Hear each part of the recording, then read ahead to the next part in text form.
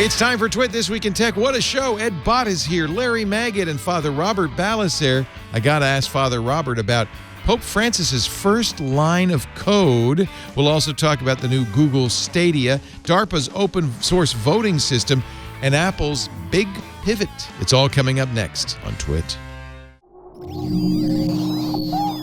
Netcasts you love. From people you trust.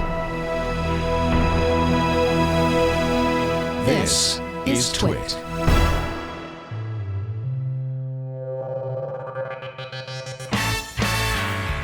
This is Twit, This Week in Tech, episode 711, recorded Sunday, March 24th, 2019. Your pain is their business model. This Week in Tech is brought to you by ButcherBox, better meat for a better you. Free from added antibiotics and hormones, humanely raised and delivered to your door. For $20 off your first box and 2 pounds of ground beef a month for the life of your membership, free. Wow. Go to butcherbox.com/twit and enter twit at checkout. And by Atlassian. Atlassian software powers the full spectrum of collaboration between IT teams and the rest of your organization. Visit Atlassian.com/IT to see what IT can be by giving their products a try for free. And by DigitalOcean, the simplest cloud platform for developers and teams. Deploy, manage, and scale cloud applications faster and more efficiently with DigitalOcean. Sign up today and receive a free $100 credit at do.co/twit. And by Capterra. Find the right tools to make an informed software decision for your business. Visit Capterra's free website at capterra.com/twit. It's time for Twit This Week in Tech, the show where we get together and talk about the big tech stories of the week. Joining us, I like your New Mexican flag over your shoulder there, Ed Bott from, what does that say, Wild? No, it says Wilco. Oh, I get it. It's a Wilco album. It's a Wilco poster from when they played at the Santa Fe Opera a couple of years ago. Nice. But it has kind of the New Mexican flag, sort of. And I put that there just so that you can, as a little visual cue, so you can remember what state I live in. It's not Arizona. You're giving me credit, though, for knowing that that's the New Mexican flag. But I did know, so thank you. All the way from Albuquerque. Still wrong. Still wrong? Still wrong. Santa Fe. New Mexico. Yep. Thank you. Exactly It's great right. to have you. He's the creator of the Ed Bott Report on ZDNet. Actually, some other guy created it. But once they realized it was called the Ed Bott Report, they said, we better get Bott. Great to have you, Ed. A long-time friend going back to the early days of Dvorak on computers in the early 90s. Wow. It doesn't seem so long ago. Larry Magid is also here. Late in his career, he was covering Windows 95, CBS News Radio, and ConnectSafely.org. Larry, great to have you. Yeah, we covered the advocacy. Larry's mic is not working. Mike? There it is. Oh, God. My wife must have something to do with this. Here I am. Now it's working. That's the old military percussive repair technique. Yeah. That's how we used to ERT. fix Apple IIs. Yeah. Hey, wait a minute. Holy cow. My eyes deceive me all the way from the Vatican, where the Pope just wrote his first line of code. Yes. Father Robert Ballecer, the digital Jesuit. What brings you to our neck of the woods? The teleporter, the papal teleporter. Nice. Actually, we just perfected it, and I've got all my appendages, so I think it's doing pretty well. It's, no fingers left behind. I Probably like not, that. yeah. So it is true, isn't it? I saw this on Slashdot. The Holy Father wrote a line of code. He did. With code.org. It wasn't the most advanced line of code ever. No, but it did something, which is good. It absolutely did something. And we've been pushing this more and more because this Pope is actually amenable to using things from the modern world. So he actually, he was the first Pope to really use Twitter. He was the first Pope to really use social media. He actually uses our app, the app that comes out of our office, Click to Pray. That was the app that he pushed. Click to Pray? Click to Pray. Yeah. That's actually a Jesuit thing. So, yeah.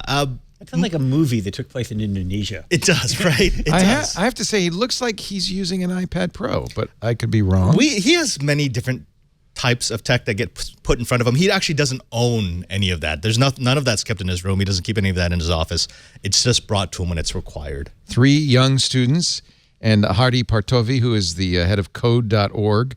And here's the line of code that the Pope Francis wrote. Set screen, parenthesis, For the quote, poor. pour la paz. For the peace. For peace, end quote, parenthesis, he didn't forget his semicolon.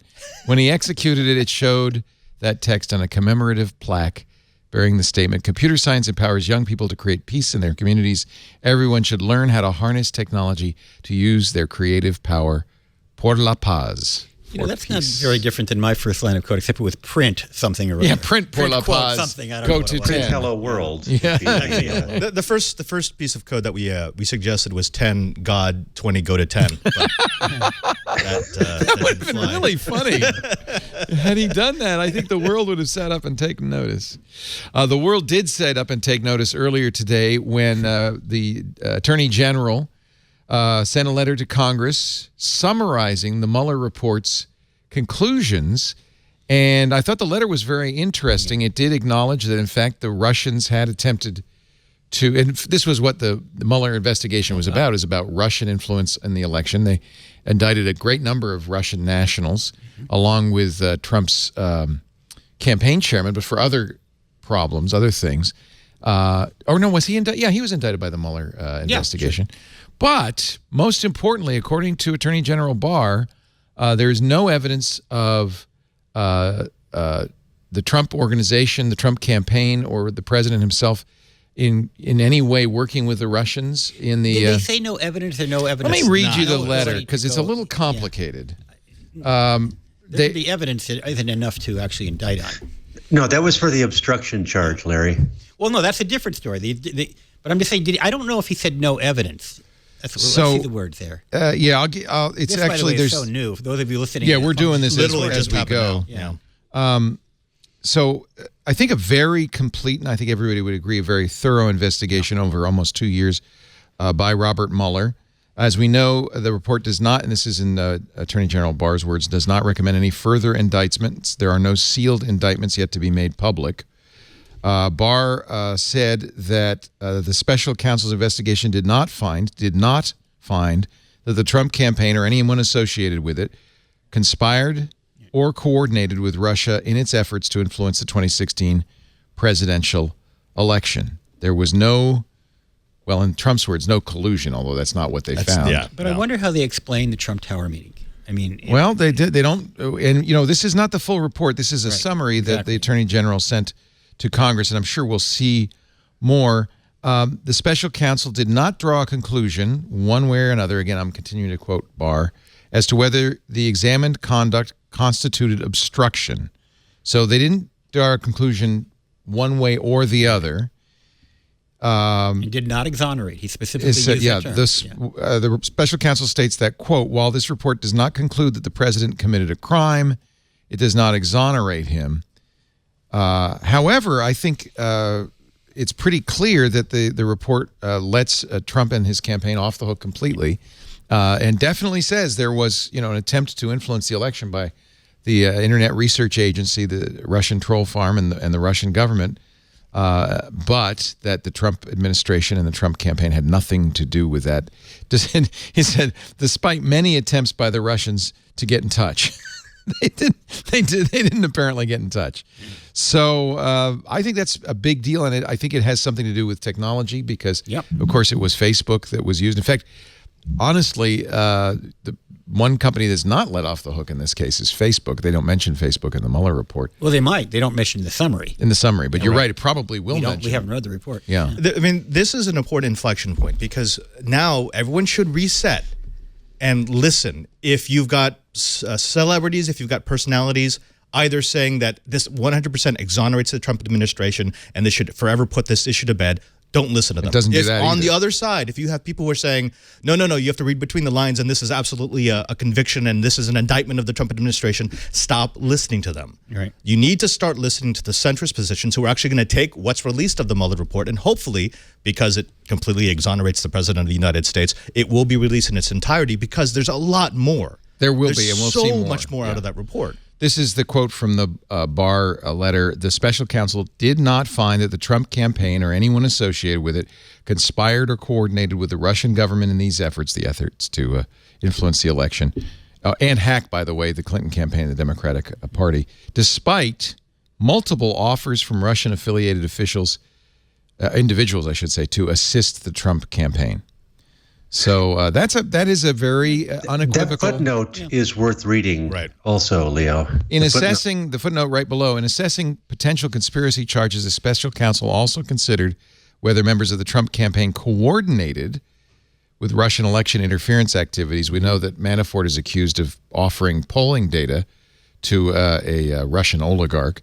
The special counsel defined coordination as an agreement, tacit or express, between the Trump campaign and the Russian government on election interference. So because there was no tacit or implicit agreement.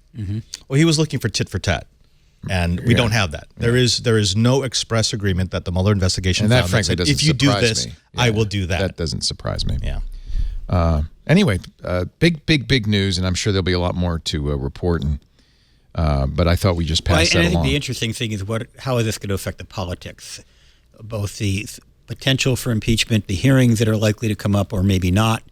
I mean, I think it's going to be a very interesting the next few weeks. The Democrats have got to really sort of rethink their strategy in terms of how they go after the president. There's still plenty of reasons that they can go after the president, but I think they have to rethink how they go about doing it. But if you look at the indictments that had to do with this all were of Russian nationals. The special counsel, again from the Barr letter, found that the Russian government actors successfully hacked into computers and obtained emails from persons affiliated with the Clinton campaign and Democratic Party organizations, and publicly disseminated those materials through various intermediaries, including WikiLeaks. And, of course, the special counsel brought indictments against a number of Russian military officers. Right.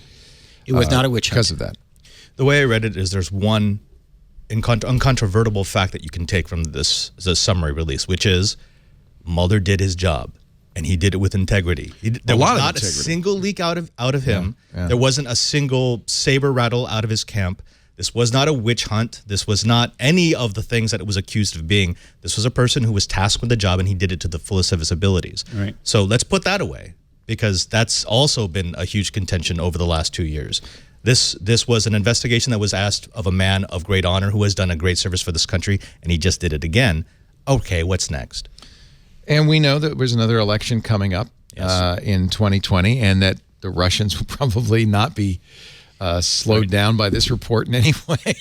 It will all start all over again if it hasn't already started all over again. That's the technological side. That's the technology story for us, which is we've spent 2 years looking at this, and we are no more prepared for information warfare than we were in the 2016 election. And what are we doing other than holding a hearing every once in a while and bringing a CEO to task for some privacy invasion? We should actually be looking at, well, how is this actually affecting the election process? And it's too late for the next election. You know, we've only got 2 years. We're already within the cycle. We should have been looking at this 2 years ago. Incidentally, the news lately has been that Facebook did, in fact, talk to Cambridge Analytica and knew what they were up to long before they talked about it publicly. Facebook staff, according to the BBC, flagged Cambridge Analytica fears earlier than thought, 3 months earlier than thought, according to U.S. court documents. That was in September 2015, more than a year before the election. Facebook said it discovered this in December 2015, 3 months later. And there was even evidence that a Facebook board member had met with Chris Whittle, who was the whistleblower at Cambridge Analytica in that time frame. So somebody who is not off the hook by any means is Facebook, and I think we're going to hear a lot more about that. It's interesting. I was actually at the event when Facebook announced their app ecosystem. And if you don't believe me, you can Google this, because Kara Swisher actually documented this. I asked Zuckerberg, aren't you worried that if you open up your ecosystem to independent developers that there could be some kind of a security breach? And this was back, I think, in 2010. And he didn't have a good answer. You know, he really didn't have an answer to an obvious question, which, you know, what happens if you open it up to the world? And Cambridge Analytica certainly proved that. Yeah. Chris Wiley, not Whittle. Chris Whittle's somebody else. Chris Wiley is the the Cambridge Analytica whistleblower who we now know met with some Facebook investors. Leo, I think there was one other development this week that is probably worth noting, which was that DARPA, the Defense Advanced Research Projects Agency, I believe that is short for, released they're developing a new voting system. Yeah, wasn't that interesting? An open source online voting system. Yeah. Well, it's an open source voting system, and the fact that it's not being done by a for-profit company and that it's open source is those are both good things. It's not online. I should say it's electronic voting, but it is intended that companies like Diebold will adopt this system. I don't know if they will, but it does have a paper trail, which is something that computer scientists and security experts have long said has to be included in any voting system. DARPA has spent a lot of time and money on this. We talked about it on Security Now. Actually, according to the I'm reading, they spent $10 million, which by government standards, I guess that's not a lot. Nothing. Yeah, drop of the bucket. Sounds like a lot to me, but and one of the things they're going to do is they're going to bring voting machines with this new system to DEF CON, the hacker conference. Wow. You know, they have that voting village where they bring voting machines, and of course, all of the voting machines in current use ended up getting hacked last year. Right.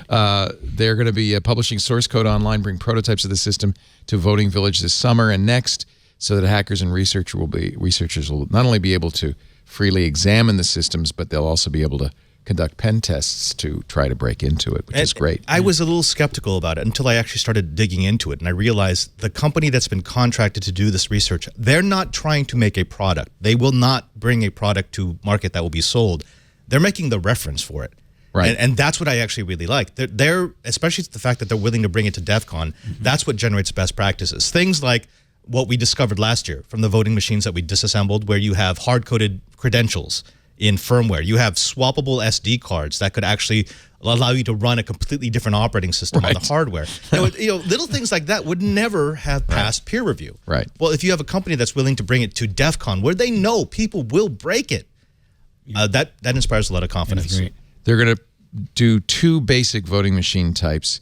The first will be a ballot marking device that uses a touch screen, so that voters can make their selections. That system won't tabulate the votes, but will print out a paper ballot, so that voters can review them before depositing them into an optical scan machine. Is there any explanation of why DARPA? I mean, what's they're a defense. I think it's exactly the kind of thing that DARPA should be doing, right? It's advanced research. The optical scan system will print a receipt with a cryptographic representation of the voter's choice. After the election, the cryptographic values for all ballots will be published online. So you can go as a voter and verify that your ballot's there and that the vote was correctly tabulated. Open source, verifiable, and transparent. I think this is great. That's what we've been asking for. The second system is an optical scan system that reads paper ballots. This is what we do in California. We get a paper ballot. We mark it by hand, kind of one of those punch cards you've seen. And that'll bring, that system is going to come to DEF CON. I mean, no hanging chads. No hanging chads anywhere. Let me ask the panel, how many of you voted at a polling place this last election? Oh, I did. Oh, you did? Good for you, Ed. I dropped off my absentee ballot at the polling place. Was it in Santa Fe? It was in Santa Fe. I've been absentee ballot for the last, 7 elections? I really like going in. So what I do is I mark it at home at my leisure, and then I go to the polling place. I do that, and just in case I'm traveling, and for some reason I want to make sure. But if I can go to the polling place, I love going there. I do too. I love what I used to consider old people, but now they're my age. They are. I know. Around. The cops are now kids. Yeah, I know. But the people at the polling place are our peers. Yeah, exactly. Yeah. That's okay. In New Mexico, we have early voting for almost a month before the election. So although we can do ballot by mail, or we can fill them out and drop them off at the county clerk's office, or you can fill them out and drop them off at one of the early voting places. But there's a half a dozen early voting locations around town that you can go to. So it's pretty convenient. We just went and voted, and then went and had breakfast at one of our favorite restaurants around the corner. So it became a social thing. We brought a few friends with us. Palo Alto has a ballot drop off at the libraries. They kind of look like big mailboxes. So you can just put your ballot right there at the library. That's secure. Yeah. Well, that's true. To answer your question, actually, I'm reading further at Motherboard. The voting system grew out of a larger DARPA program focused on developing generally secure hardware. The The program called System Security Integrated Through Hardware or Firmware, or SITH, was launched in 2017. It's apparently hard to do secure hardware. And so it was aimed at developing secure hardware and design tools to build that hardware so that hardware would be impervious to most of the software attacks prevalent today. And there's, of course, Sith? Oh, Lord. Are the Sith the ones with the funny faces and the double-sided... You know, that's not really true. I have a blender, which as far as I can tell is very from secure. The Sith? There's no very secure. internet connection. Apparently, this is the quote from Sith, software has been the way people try to solve the problems because software is adaptable. There are some hardware security solutions already, but they don't go far enough and require too much power and performance. We want to fix this in hardware. And then no matter what software vulnerabilities you have, attackers couldn't exploit them. The problem is most hardware is gullible. Did you know that? Most hardware... and has no way of distinguishing between acceptable and unacceptable behavior. And you heard about this defibrillator hack that was demonstrated this week? Nice. Yeah, another. So these defibrillator machines are all over the place. Well, this is actually embedded. This one actually, it's like a pacemaker. It's embedded in the patient's chest, and it comes with a radio remote control. So all you have to do is to spoof the codes on your own radio. Oh, good. And go control somebody's chest. And that brings us to Pwn to Own. The Pwn to Own week was a big one. A lot of hacking going on. Pretty much everything was cracked, and a lot of it by one team, the fluoroacetate team, Amat Kama and Richard Jew, who earned, I think, close to $400,000 out of the $450,000 purse. Mm-hmm. They let's see, the Pwn to Own, you know, this event that happens in Vancouver every year as part of CanSec West. The contest started, I love this play-by-play. The contest started with a team of fluoroacetate targeting the Apple Safari web browser. They successfully exploited the browser and escaped the sandbox by using an integer overflow in the browser and a heap overflow to escape the sandbox. That earned them $55,000. Good deal. These guys hoard exploits all year long because they're going to make enough money in 3 days in Vancouver to fund the rest of the year. Yep. Then they came back to target the Oracle VirtualBox in the virtualization category. Their first attempt failed, but the second attempt successfully used an integer overflow and a race condition to escalate from the virtual client to popcalc at medium integrity. Whatever that means. It wasn't the race condition that caused their failed first attempt. Their memory leak was working, but their code execution failed. Everything aligned in the second attempt.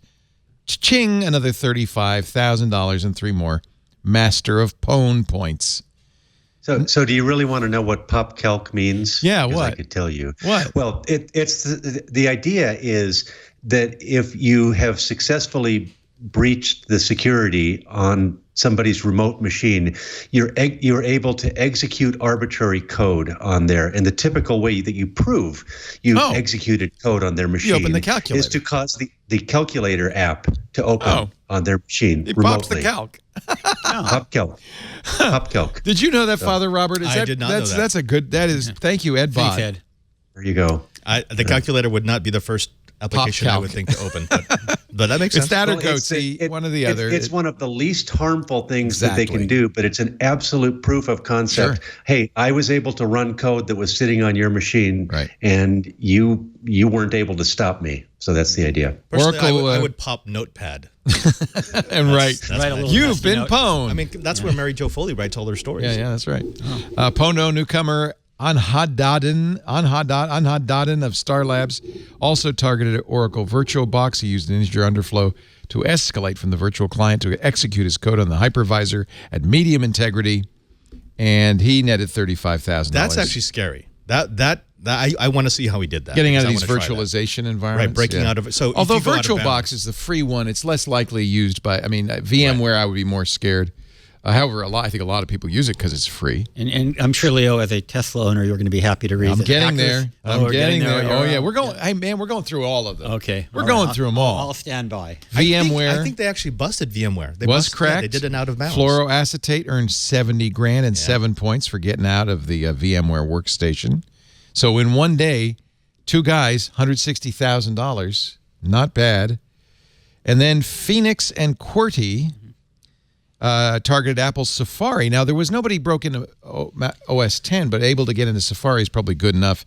With a kernel elevation, they demonstrated a complete system compromise simply by creating a malicious website and browsing to it, triggering a just-in-time JIT bug followed by a heap out-of-bounds read, and then pivoted from root to kernel via time of check, time of use bug, TOCTOU, to those in the know. Unfortunately, it was only a partial win since Apple already knew one of the bugs used in the demo. Well, that should... I'm sorry. So they got $45,000. That was just day one of pwned to own. Firefox also pwned. And yes, Tesla was pwned. But the pwnage... shiny red one. It was a Model 3, just like you're driving But they today. gave him the Tesla? It's more than they did for me.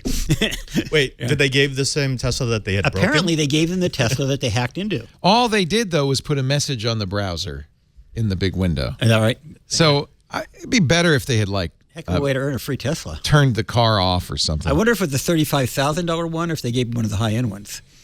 No, I don't know. You want to know? I'll see if I can find Well, it. 2 years ago, Tesla came to DEF CON and they actually brought a car and asked people to bang on it. Yeah. That's great. In fact, that's why these companies are happy to help pwn to own. It's worth the cost of a Tesla bugs, right? to get to know where your vulnerability Although I've always worried a little bit, Ed, about the fact that these guys are finding these exploits and sitting on them until the next pwn to own.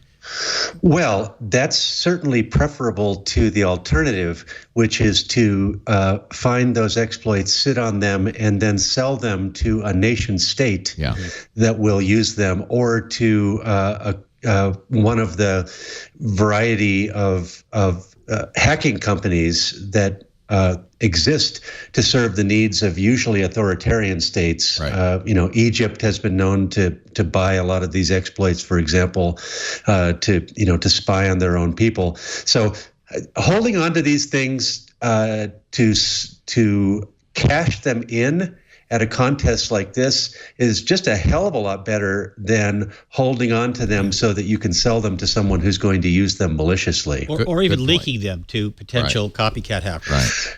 Right. Although, I mean, there's no financial incentive. Right. Yeah, there's companies no like financial incentive in that one. Zerodium pay a lot of money to these guys and then turn around and sell it to the highest bidder.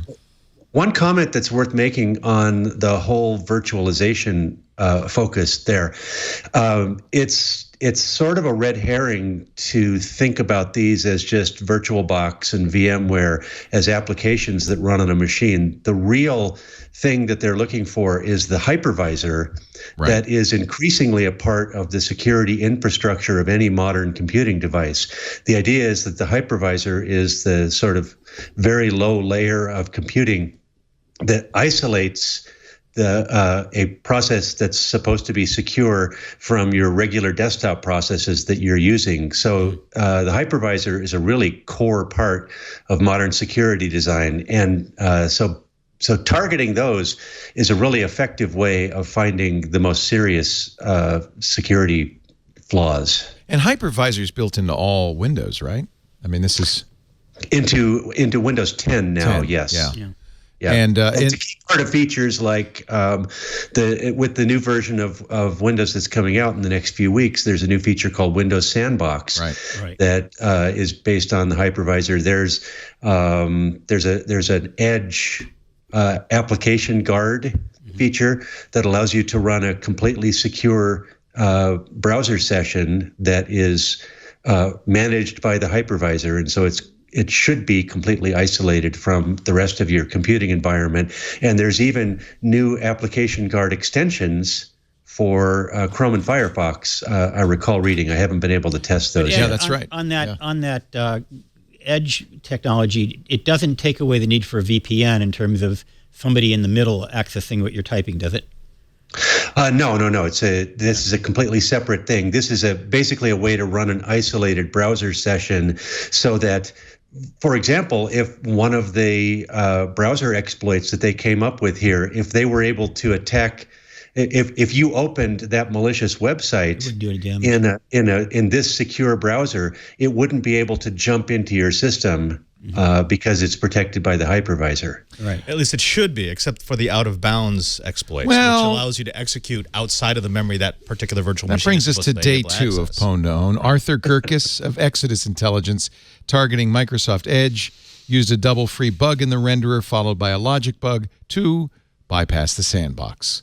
And that got him $50,000. So, of course, the good news is that'll be fixed. That's a different sandbox. Oh, that's okay. not the same. That's the Edge sandbox. That's not the Windows sandbox feature that hasn't been released yet. That's the browser sandbox. Right. That's a part of every modern browser that prevents a low integrity process from jumping to a high integrity process. You're basically, it's nothing is supposed to be able to get out of the browser and into the file system or memory or whatever. But that's a browser design thing and something different from what I was just talking about. Got it. Now, you see, I love these events because I'd love to see. I want to go. researchers who are at the top I of the think they game. need to stream these on Twitch. Absolutely. This is fun. But there's a problem. And the problem is that while these are fascinating to see researchers at the top of their game do things with security features that we never thought they could, that's not where the biggest threat's coming from. The biggest threat on the edge of the internet are embedded devices,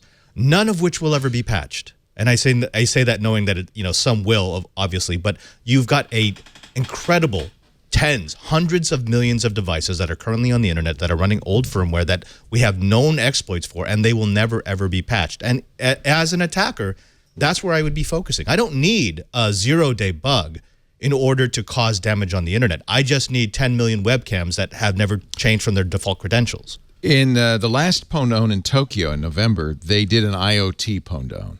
So they are trying to address this. The problem is there are millions of IoT devices by thousands of manufacturers. And some of which no longer exist, but those devices will still be powered on, they will still be connected, and they will still get owned. So they, in Tokyo, did the Apple Watch, the Amazon Echo, the Google Home, the Nest IQ, and the Amazon Cloud Cam. But that's a fraction. I mean, those are all big bestsellers, but that's a fraction of the total IoT out there. And frankly, the real problem is these no-name, white box, Chinese manufactured IoT devices that are proliferating in every home. I don't need to own your computer if I own your router. I get your if network, I can see all the traffic coming in and out of your network, I don't care about owning your browser. It's easy because my username is admin and so is my password. Yeah. 1, 2, 3. 1, 2, 3, 4. No, I'm serious. That's in my case. That's the default. That's the default, and a lot But of I people hope never you change changed that. Yeah, I did. Yeah, okay. Unless you have one of those Admin Comcast one. routers that has, say, hard-coded credential so that they can always get in. Oh, that's nice. Yeah, that's awesome. Yeah. Well, I just set all of my passwords to 1, 2, 3, 4, 5, 7. Oh, sneaky. Done. Nobody will ever guess that. Or just ever change the A to the @ sign. Nobody ever guesses that. Lead Speak, it's your friend. Fluoroacetate was the team that hacked the Tesla. They used a just-in-time bug in the renderer to break into the Tesla browser and display their own message. It doesn't say what the message was. I hope it was obscene. And they get the car. You get a new car. They fluoroacetate, the big winners of the $545,000 awarded at Pwn to Own this week.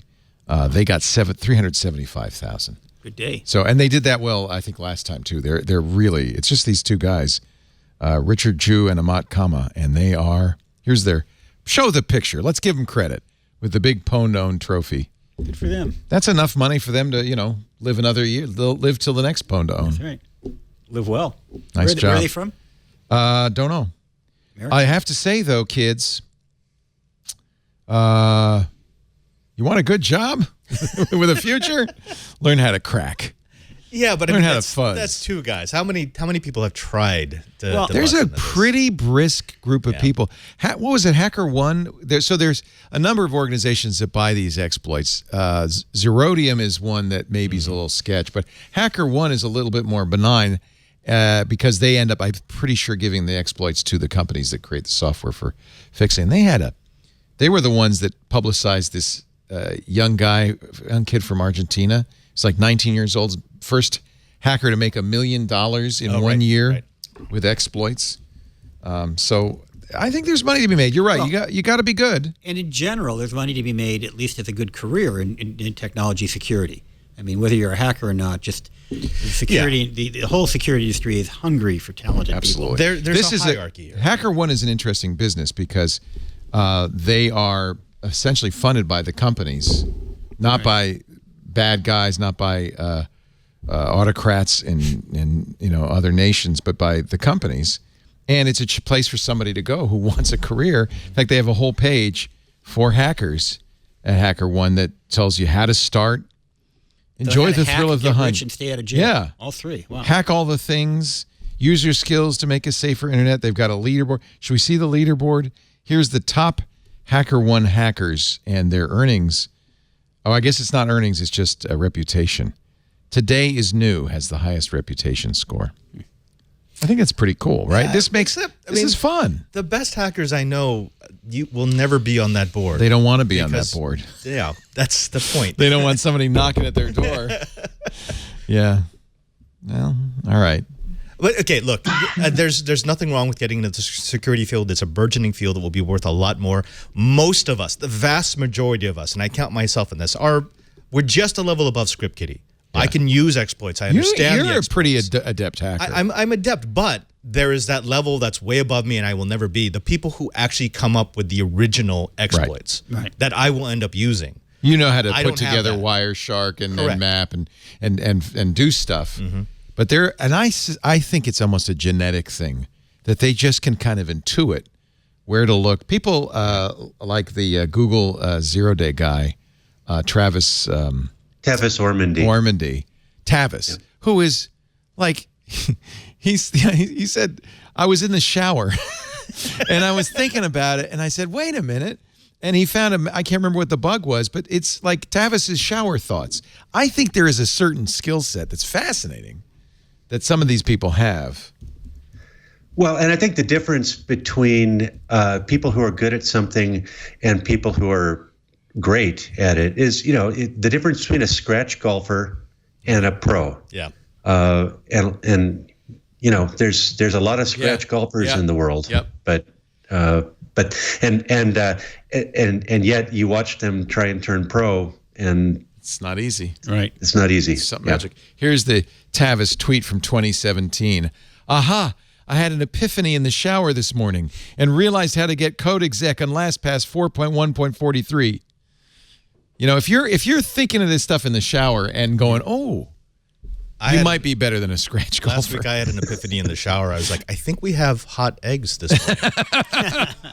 That's honestly, I know why you have epiphanies in the shower. It's the hot water. It's open. It's dilating the vessels. We don't have hot water in the Vatican. So what? You have to take cold showers? It's better that way. It's going too far. Here's the picture of the fluoroacetate winnings in the trunk of the Tesla. Look at that. As they drove off. Look at those. They got 3 laptops, a trophy. That's hundreds amazing. of thousands of dollars. I didn't realize that Tesla had that much trunk space. It's a great trunk. And the red paint cost $2,500 extra. Yeah, you paid $2,500. Wait, what? Yeah. That's true. We Tesla owners are sucklers. That's for sure. Wait, did you pay the extra $5,000 for the red brake calipers? I did. You did? No, did you? Yeah. For the calipers? I loaded it. Powder coated, baby. I figured everyone loves you. Got to keep that resale value up. Well, it was bad. See, we were talking about this before the show because you recently bought a Model 3. I bought it in December before it went down by $6,000. You kind of got screwed. Kind of. I knew when I was buying my Tesla 3 years ago, the Model X had just come out, that I was really subsidizing Tesla. Yeah, you knew that, yeah. And I knew that, he made up stuff like the air filtration system is it can handle biohazards, right? It could save you from anthrax. It has that biohazard symbol on it. That was like a few $1,000s extra. I knew that was BS, that I was never going to drive through a biohazard. Right. But you could have, Leo. I wanted to support Elon. Yeah. And I thought, well, this guy is a pretty good marketer. Yeah. Well, now I'm having second thoughts, but it's all right. Yeah, no, well, don't get me started on my, I love the product. I love the car. The company it's no worse than faking your diesel engine emissions results. That's a lot better than that. Yeah. No, look, they're great cars, and I give Elon a lot of credit for making electric cars cool. Yes. I mean, he definitely did that. Yes. They used to be pretty boring. Let's take a little break. When we come back, we'll talk about Apple's event coming up tomorrow, what we can expect. Ed Bott is here. He is the king of everything tech, but I think especially I always think of you as the expert on Windows, the Ed Bott Report at ZDNet. Thank you. Thank you for being here. We also love having Larry Magid on. He is at CBS News Radio, where he helps normals understand technology. Yep. Not an easy task. 6 a.m. tomorrow morning, I'll be on the air trying to explain Apple. You don't do that live, do you? Oh, yeah. Well, some of it's stuff I do. It depends on what it is. What are you going to talk about 6 a.m. tomorrow? Well, two ways with stations. They'll call me up and they'll ask. Do they ask you? Yeah, they call me up. Larry, what are we going to see at this Apple event? Exactly. And I say, I don't know. I said no. Every time they always want to know that. Yeah, and I always have to say the same thing, like, well, Apple doesn't say, and no one really knows, but let me tell you what the rumors are. It's kind of like talking about the Mueller report until today. Right. You just speculate. It's all speculation. Exactly. Never stops Except anybody. for Apple does Apple leaks are better than Mueller leaks. Apple does leak. I think there's a lot more interest. Yeah, that too. Sadly. Yeah. Also here, Mr. Father, the Reverend Father, everybody loves, Padre S.J. Father Robert Ballecer, the digital Jesuit. He is on leave. You're not on leave. I'm always on duty. Yeah. Do you carry, I'm just wondering, because I know in the movies, the priest, when he comes running in with the little last rites kits, do you carry a last rites kit with you? I do not. You can't give me the last unction, the final unction if I could, but I would find stuff here. Like oil to anoint me and stuff like that. You just get some olive oil from the kitchen? I always carry a spare battery. I always carry a spare power cable. I do not carry a different last kit. rites, different form of last. I'm just curious. You see, you learn. Is there a last rites app you could use? Yes, anything on Apple. Wait a minute. You did tell us, though, that there is an app that you guys have. There's yes, Click to Pray. Click to Pray. But it's not Click to give last rites. What is Click to Pray? Click to Pray, it actually made the national news or international news a while back. This isn't the Pokemon Go thing where you collect saints. No, I had nothing to do with that. Okay. I had absolutely nothing to do with that. No, the Pope actually signed up for it about a month ago, and our usership shot up from a few thousand a day to several tens of millions. So you can ask the Pope to pray for you? Kind of, yeah. Wow. You know, Tesla could build last rites into the screen just before the car's about to crash on autopilot. they can do last rites. If that pops up on screen, you're in trouble. You're in trouble. So if you click to pray, you click and you get a prayer? Well, it's sort of, okay, so people who just want meditation time, it can like bring you through a quick 5-minute meditation. So this is like calm.com for Catholics. Yeah, exactly. That's nice. Yeah. I mean, it's nothing groundbreaking. The big thing was that Pope Francis signed up for an account. So now you could actually ask Pope Francis to pray for you. Can he be my friend online? I think we do that, yeah. Yeah, you can open the Pope's, this is the Pope's prayer profile, and you could get his prayers, and you can pray along. Wow. And he enters all of that in personally. Really? He actually No, he doesn't. You type it in. Does he dictate it and you type it? Is that how it works? There's several widgets. He's never going to say. That work in the background to make that happen. Let me just put it this way. There's the secrecy at the Vatican, much better than Apple. Yeah, good security. Yes, actually, it's really, really good. Yeah. Have you seen my box of meat? I'm afraid to ask what that is. It's literally a box of meat. Of meat. Is it refrigerated? It is. This is my butcher box. Ooh. I don't know if there's actually any meat in here. I think we took it all home. Is this like Rachel Ray where the audience gets to eat it at the You get a pork chop, and you get a pork chop, and you, and you, and you. When these came, I got 3 of them. There was pandemonium in the office. My son came running down the hall and said, "You just got 3 giant boxes of meat." Butcher box. I love butcher. We had butcher box. We had some sirloin tips the other day. What a stew this made. Butcher Box is better meat for you. It's meat free from antibiotics and hormones, humanely raised, quality beef, chicken, and pork delivered right to your door. You can choose from curated boxes, including a mix of high quality beef, chicken, and pork, or customize your own box. If we do Tuesday taco night, Taco Tuesday, right? And we always use the ground beef from our Butcher Box. It is if I serve something different, everybody would know. It's grass-fed, grass-finished. Yeah. Oh, wow. And so the meat, I don't know if you've ever had a grass-finished meat, but it is it's what meat used to taste like before factory farming. Meat is frozen at the peak of freshness, so it comes to you frozen in an individual vacuum-packed biodegradable packaging. I really like how responsible they are with the packaging. Each box is shipped with a carefully calculated amount of dry ice, so it will be, and we had a lot of fun with the dry ice when it came, by the way. So it'll be frozen, and it was frozen solid. There was no question about that after it reaches your doorstep. Of course, if there's any problem, you can immediately call Butcher Box, and they'll trade for you. grass-fed, grass-finished beef, free-range organic chicken. The pork, I got to also sing its praises because I make a Friday night is a pork night at the Laporte household. I usually will make a kind of, I call them, because the kid won't eat it unless I call it Wiener Schnitzel, but I pound out the pork, I bread it and fry it, and it's delicious. And it's so much better with the pork from Butcher Box because, again, it's heritage bred pork, so it's like meat used to taste. Butcher Box believes in a healthier food system where everyone has access to meat the way nature intended. No antibiotics, no hormones, humanely raised. You'll cook with peace of mind knowing you're eating healthy, high-quality meat. And look at that bacon. You had me at bacon. Build your own box. Choose exactly how much you want for the things you love, or let them curate it so you get something new every time. Choose your delivery frequency. And, of course, there's always recipe cards inside to help you cook quality meals, lots of tips. We're going to get you $20 off your first box. My mouth is watering. And 2 pounds of ground beef a month for the life of your membership. Taco Tuesday never had it so good. For free. Let me say that again because that is a great offer. $20 off your first box plus free 2 pounds of ground beef every month forever for as long as your membership is active. Go to butcherbox.com/twit. Enter twit at checkout for your extra 2 pounds of ground beef and $20 off your first box. Butcher Box. I'm doing it right now. It is so good. Go to butcherbox.com/twit and enter twit at checkout. Larry, you come back and you tell me. You know, the presumption is, and I think this is true, that the new luxury for a lot of people isn't a fancy car or gold jewelry. It's good food, good wine, good experiences. I think it's experiences. I think we've really changed how we think of if you have some discretionary funds, you don't spend it on a Rolex anymore, right? And I think these companies are coming along saying people don't want to go to Applebee's anymore. I thought you meant Apple. Wait, what? Is that a new product? Yeah. No, Applebee's. Okay, nothing against Applebee's, but everything you get there is frozen and then microwaved and then put on your plate and served to you. Yeah. You might as well just stay home and do it yourself.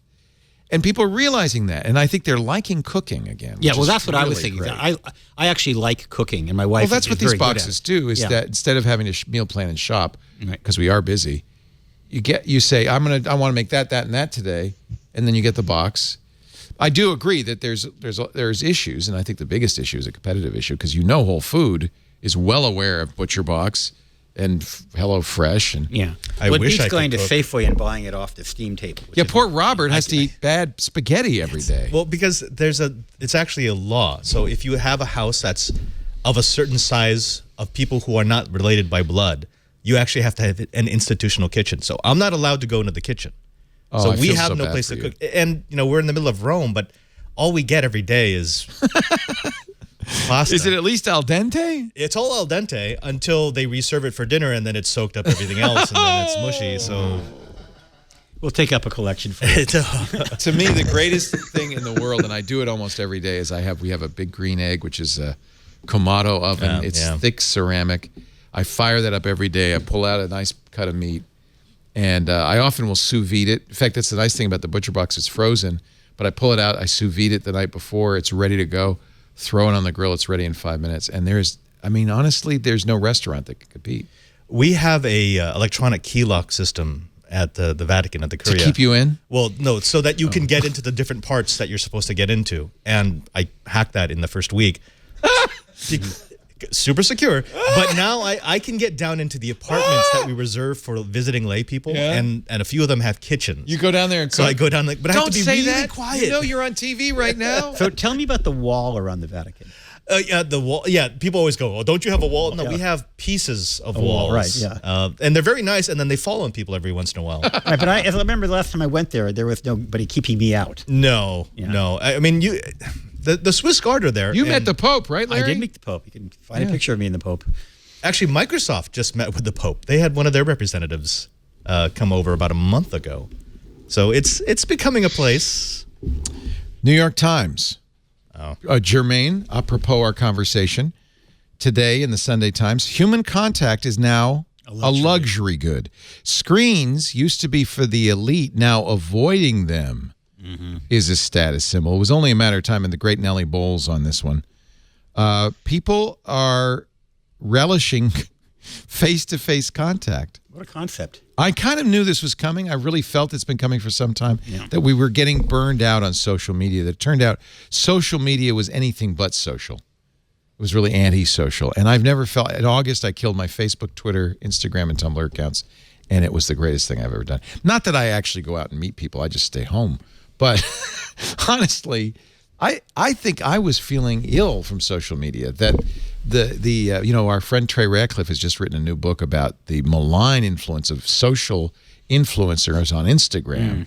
When Instagram first came out, Trey, who's a great photographer, said, this is changing. This is like all of us. We get these very optimistic looks at what we think is happening, and then the truth sets in. He thought Instagram was going to change people's vocabulary, that a generation was going to grow up with a visual vocabulary instead of a verbal vocabulary, that people would get used to imagery and expressing themselves through imagery. And that was so exciting. And it's been ruined by people selling, models selling sport tee. And it's really, anyway, so this is an interesting change.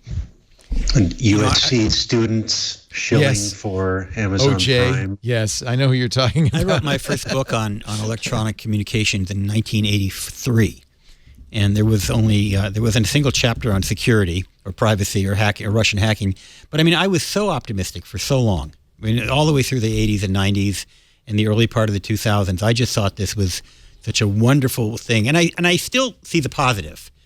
But I don't think many of us really fully appreciated the negative of overuse of technology until the last couple of years. One of the things that was just written in the chat room from Alberta Guru is, this is a first world problem. But it really isn't. No. It really, really isn't. In fact, this took hold in a lot of what we would call third world countries before it took hold in advanced countries, because electronic communications were actually more advanced in parts of Africa before they became completely ubiquitous in, say, the West. So this idea of being able to communicate, having your primary channel of communication not be face-to-face is not limited to social media. Social media really exacerbates it. But there's something that we need to do in order to look at what kind of relationships do we actually want. I can communicate, but too often I conflate communication with relationship, and they're not the same. Well, we were talking before we went on the air about Cardinal Togleif, the professor from the Philippines, that I was at an event at the Vatican where he spoke about some of the things that are going on online among his very low-income parishioners. Oh, yeah. And you think about the problems that we're having on Facebook. This is life-threatening stuff that these families are going through. So I acknowledge first world problems. Yeah. Absolutely, but here we are in the first world. There's nothing more first world than the scandal of the rich parents buying their way into college. And you were talking, Ed Bott, about Olivia Jade. I know what you're referring to. Yeah. Her mom, Lori Loughlin, is accused of spending a significant amount of money to get her into USC. Was it as a soccer star or a crew star? I can't remember. I think it was crew. Crew. Yeah, she wound up being the manager of the crew team. Had never done crew. Never rowed. But is a major Instagram influencer with, I think, more than 1 million followers. And, of course, here's 2 of her posts, and this is the one you were talking about. Here she is at USC in a paid partnership with Prime Student, Amazon, showing how everything here she bought on Amazon, including the kind of tone-deaf OJ initials. Yes. Now, that's her USC. initials, but she is at USC. Right. So I'm just saying, that's a little...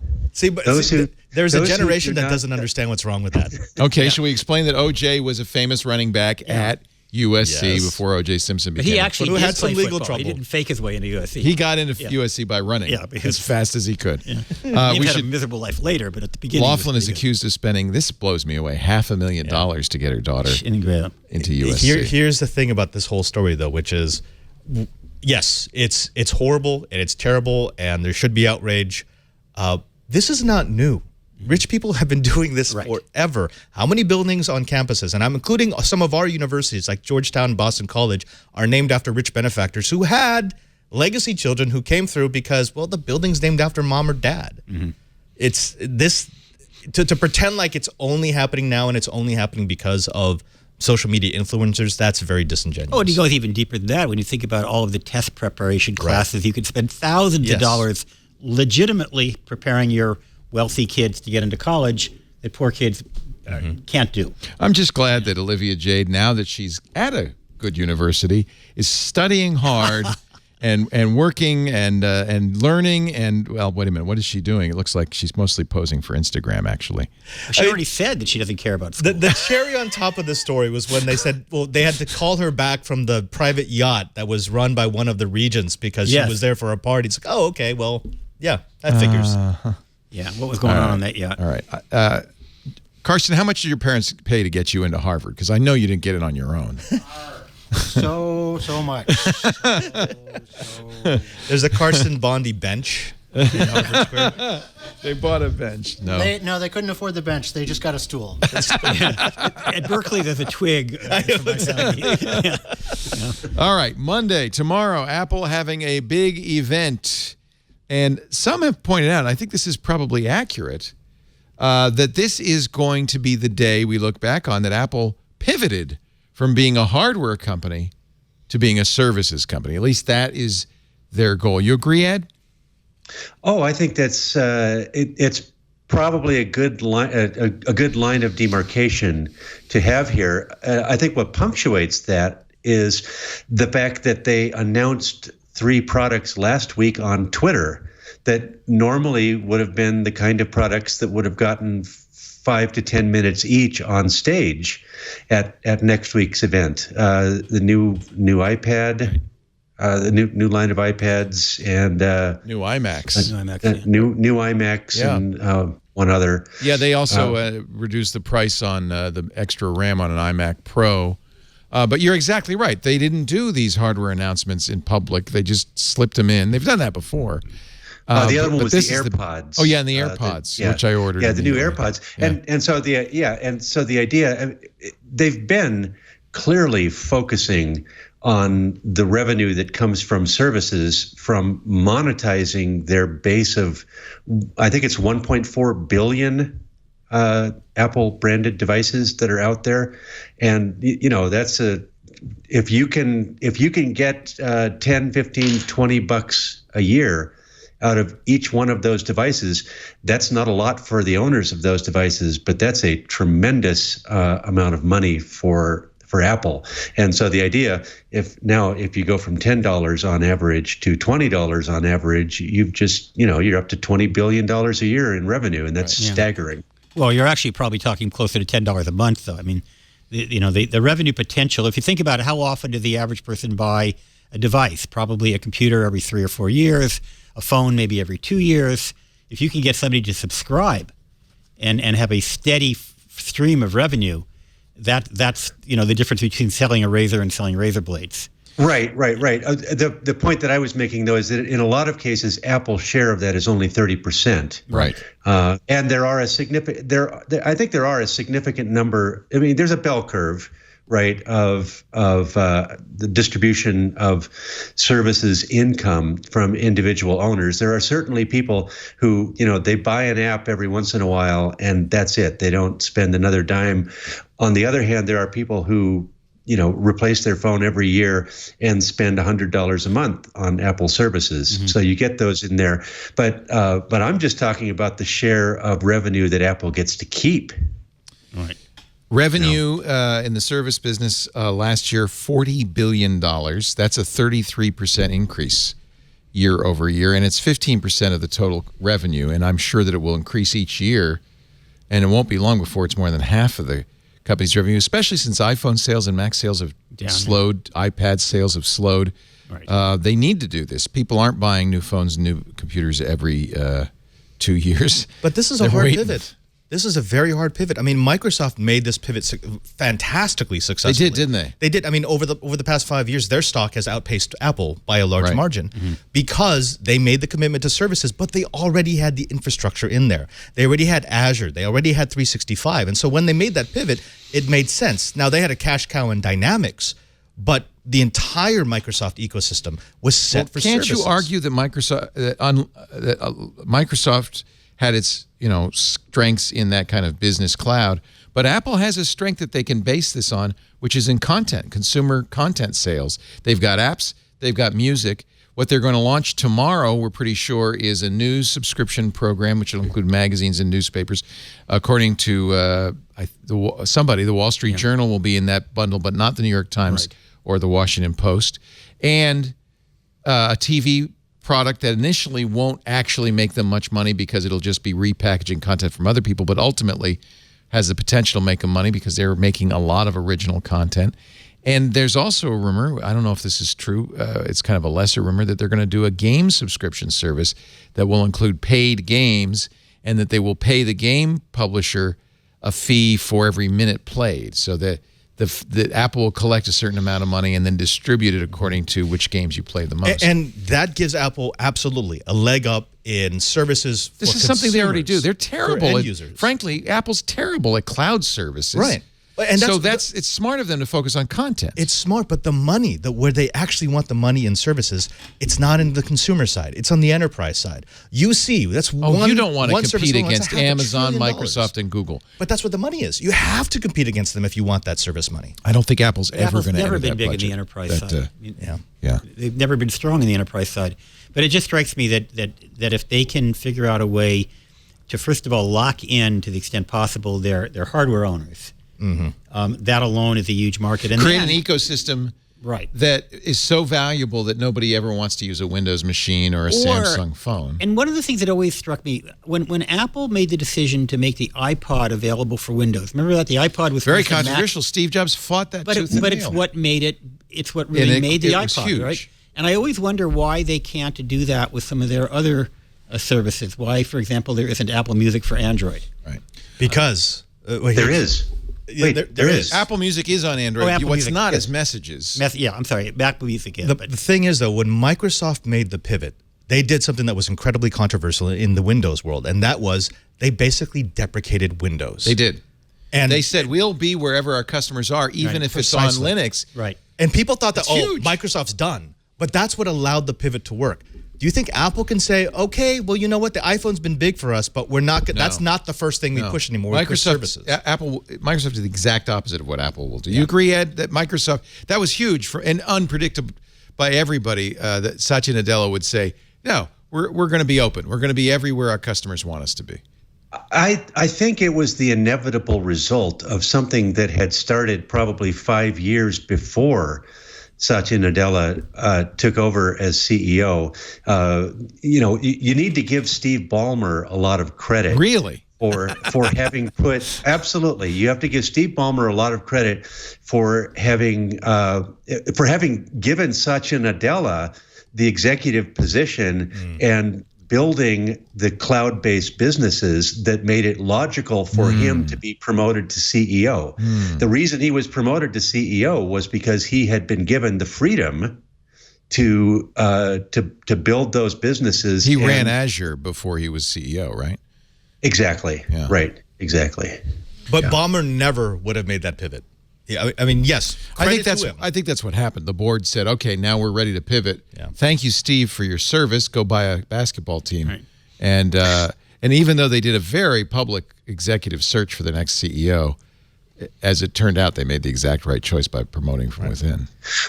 Well, the other reason that Ballmer was allowed to buy a basketball team in Southern California is the disastrous Nokia acquisition. Right. Which Nadella argued against from day one, as I remember. He was dead set against it. Right. And one of the very first things that he did when he came on as CEO was to start the wheels in motion to unwind virtually all of that, so that today, there is no Windows Phone software. The Nokia is no longer a part of Microsoft. Microsoft is not building. There's no Surface Phone, and there probably won't be. Yeah. Don't forget to give Donald Sterling some credit for Ballmer's ability. He was the guy who owned the Lakers. That was all caught up in that scandal. That's The right. Clippers. Yeah, the Clippers. Yeah, Clippers. yeah. Yeah, the scandal. Otherwise, with the, Bomber wouldn't have made the pivot to NBA team owner. Exactly. So that's okay. It was a series of pivots that were basically a role domino. So, and I understand the Patriots may be up for grabs any day. That's now. good. That's Grabs. I wouldn't use that word. So up for grab. Yeah, well, you know what I mean. No, seriously. This has been one of the few really, truly successful business pivots that you can point at in the tech industry. It's historically a very difficult thing to do. And a lot of credit to whoever, Ballmer, Nadella, whoever. But do you think Apple's trying to do something of that magnitude? They can. Well, every large company in Silicon Valley has to eventually face the fact that they have a dominant product that is, both their strength and their potential downfall. And so, disrupting your own product, disrupting your own key product is really important. But, Apple doesn't really have any choice. They've seen the slowing in sales of their hardware products for a number of years. And although those businesses are still, they are cranking out as much revenue and profit for Apple as Windows and Office were for Microsoft back when Microsoft was preparing to do that pivot. But the writing was on the wall. Yeah. There's no growth there anymore. Yeah. And so you have to find another place where you can get some growth. The company that hasn't been able to do that at all is Google. That's exactly right. Which continues to be a company that, they bought Motorola and then sold it. Right. They keep trying to figure out ways to get into the enterprise, but they're not successful at it. They keep coming up with, frankly, interesting hardware products, but they don't turn into real businesses. Google Fiber has been, at best, a middling business, and by some measures a failure. And so there's still a company that is 88% advertising. And it feels like they're thrashing. Actually. They are getting into education. I mean, they've done pretty well with it in education. But I don't know how much money there is. But April 2nd, they're going to kill Inbox. They're going to kill Google Plus. Yeah. They're going to kill what else? Allo. They're the world's largest startup. They still run like a startup. And I think that's intentional. Yeah. They want to. Anyway, we're going to talk about Google's big announcement this week, which is Stadia, in just a little bit. But before we move on, I want to ask the one question. I think we do see tomorrow Apple making a pivot from a hardware company to a services company. We mentioned that the kind of shining difference between what Microsoft's done and what Apple's doing is Microsoft's become more open as a result of this pivot. They become more agnostic. You don't have to use Windows. You don't have to be on Microsoft hardware by any means. Apple, it sounds like, is going to double down on its ecosystem. The whole point of Apple's services, I think you were pointing this out, Larry, is not to support Samsung or Microsoft, but to support Apple and to encourage people to get locked into Apple services. Is this strategically the right play? It's very different than what Microsoft did. We could say Microsoft's been successful opening up. Apple's not opening up. Is that the right thing to do? I think globally it's the wrong play. I mean, they may be able to do quite well in America and maybe where they are dominant, and other parts of the developed world perhaps. But if you're thinking about the entire world, you're thinking about the developing world, it's a definitely Samsung a bad play. owns the rest of the world. Absolutely, and also Samsung has a range of products at a range of price points. Right. There is no such thing as a cheap iPhone. There are ironically, Samsung tried and failed with the ecosystem play. Right. They had Samsung Milk. They had Samsung Store. They had and it was a horrible. Milk was their music. In case you didn't know, it wasn't actual dairy products. It was their music. That you could only put Samsung Milk in a Samsung refrigerator. Terrible name. But so Samsung was not able to do the ecosystem play. No, but they've been able to create a variety of products at a variety of price points. We only hear about the 10, the high end ones here. Right. But there are Samsung phones out there that you can buy. For people call the radio station all the time with questions like, "I've got a Samsung J3. Yeah. What do you think?" I don't know. I've never even heard of it. Right. Yeah, Verizon gives it away as a deal. It's an Android 4 phone that you can get for free. So no, there's a lot of Samsung devices. And the other problem with Apple is, let's face it, I mean, iPhones are great, but so are Pixels, so are Samsungs. I mean, I have to be honest with you. The best phone I've ever used is the S10 Plus. This thing is amazing. Yeah, I mean, and the point is that you could argue is it better or not quite as good as the Apple, 10s? But the point that the fact you have to have that discussion, right, means that Apple's there's no already clear lost. winner. Yeah. In 2007 there was no question. Yeah.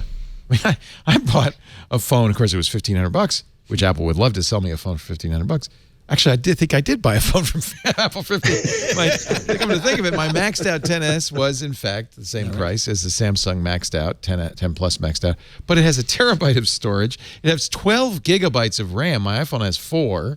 It is a powerhouse. It's a desktop class processor. That's more in my pocket. Computers, yeah. Better screen. Now, for me, one of the reasons I like the S10 Plus is because it's very customizable, which Apple is not. But I think a lot of consumers don't want all of that. What do you think, Ed? Is the Apple ecosystem play a strong play, or is it the mistake? Yeah. It's a very familiar play. If you look in the telecommunications industry at especially American telecommunications companies, they have historically been driven by a metric called ARPU, average revenue per user.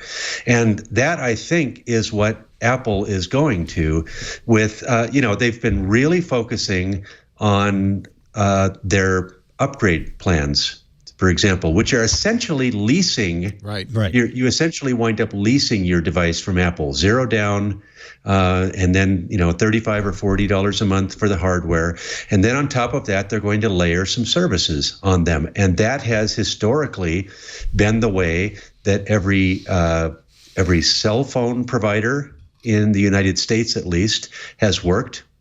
And it's also been the way that the cable companies have worked. You rent the box from but them. People hate it. They upsell you. Don't people hate it? Didn't Microsoft get a lot of heat because essentially that's what they did with Windows and Office, was turn it into a subscription product, and people hated that. Well, and the reason that, Verizon is a very large company. But that has historically. But I'm not saying that they're they're trying to become a telecommunications company. What I'm saying is that they're following what has historically been, at various times in the recent history of technology, a very successful business model.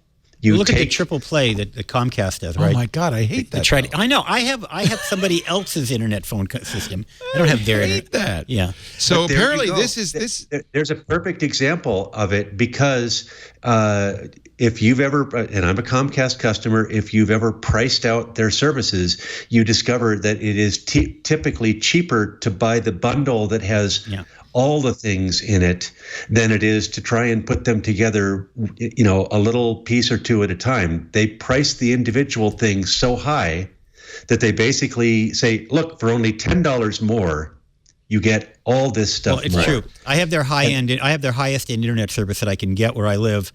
And it turns out that basic cable is actually not very much more than that. Exactly. So I stick with it, even though I hate it. Incremental. It's incremental, yeah. What's interesting, though, Ed, is my impression is that triple play is not cheaper than if you went to 3 different providers. It's only so it's really more a pitch when you go to Comcast. Hey, add this for $10. Add this for $10. But it's not, if you put it all together, any cheaper than using the phone company in Comcast, for instance. Right, but who's going? But nobody does that. Oh, now they've added security systems and IoT. They're going to get my Comcast bill's up to $200 a month now. Oh, easily, yeah. It's ridiculous. Yeah, but they've done that. They've slowly boiled that water. Apparently, this is Tim. So if you say that the iPod or the iPhone was Steve Jobs' crowning jewel, services are Tim Cook's crown jewel. He began pushing, according to the Wall Street Journal, pushing services hard in late 2017. And he's been saying that Apple will double service revenue by 2020. According to the Journal, at monthly sessions, the 58-year-old CEO has peppered the team with detailed questions. He wanted services team members to tell him which apps were selling well, how many Apple Music subscribers stuck with the service, how many people were signing up for iCloud. iCloud, by the way, is not a competitive offering compared to Google Drive or Microsoft's OneDrive. This is the problem. Okay, first, I stand by they need to compete in the enterprise if they actually want to make a lot of money on services. The second problem is, as Ed brought up, they are an ARPU company. They sell premium products at a premium price, and they always get the largest margin because their hardware is fantastic. When you go into the service industry, it is a commodity market, and you have to sell at scale, and they are not set up to do that. iCloud is there's no horrible. way it's going to be a replacement for OneDrive or Google Drive or any other kind of drive. Dropbox, yeah. For that matter. So or they're not Dropbox, set up. yeah. I get why they're doing it. They are not Except set up for if this. you have an iPhone, it's a no-brainer. You flick a switch and iCloud's in there, and then when you fill up the free 5 gigs, it starts saying you're running out of room. You haven't backed up in 3 months. It bugs you until you say, okay, I know because I'm paying $3 a month. You sound like the Clinton Justice Department talking about Microsoft when you're talking this way. It very much is like Isn't that. it like? Yeah. It's like bundling the browser, except there's much less justification for it. I wonder why Apple has not been. I mean, there's been some rumblings about antitrust in Apple, but you never. The only hear- person who's We've changed criticized the Apple is standards. Elizabeth Yeah. Warren, and it was Right. an afterthought after she said you should break up Google, Amazon, and Microsoft. Right. And, oh yeah, Apple too. Yeah, that went over well in Silicon everybody Valley. loves Apple. Yeah.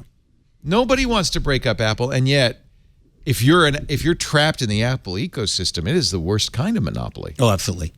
And what's amazing too about I'm some of my best friends are Apple users, and what they do is they live only in that ecosystem. It wouldn't occur to my Mac friends to buy anything other than an iPhone and to use anything other than. They just cannot It's just easy. escape. It's a no-brainer. Yeah.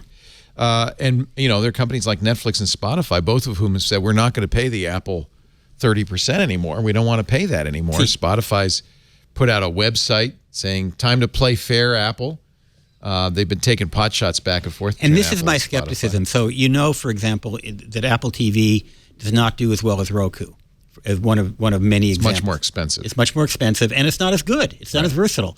And the question is, On the other hand, if you're Yeah. locked into Apple's ecosystem, if you're an iTunes, Yeah. Right. it's the only device that brilliant. plays iTunes.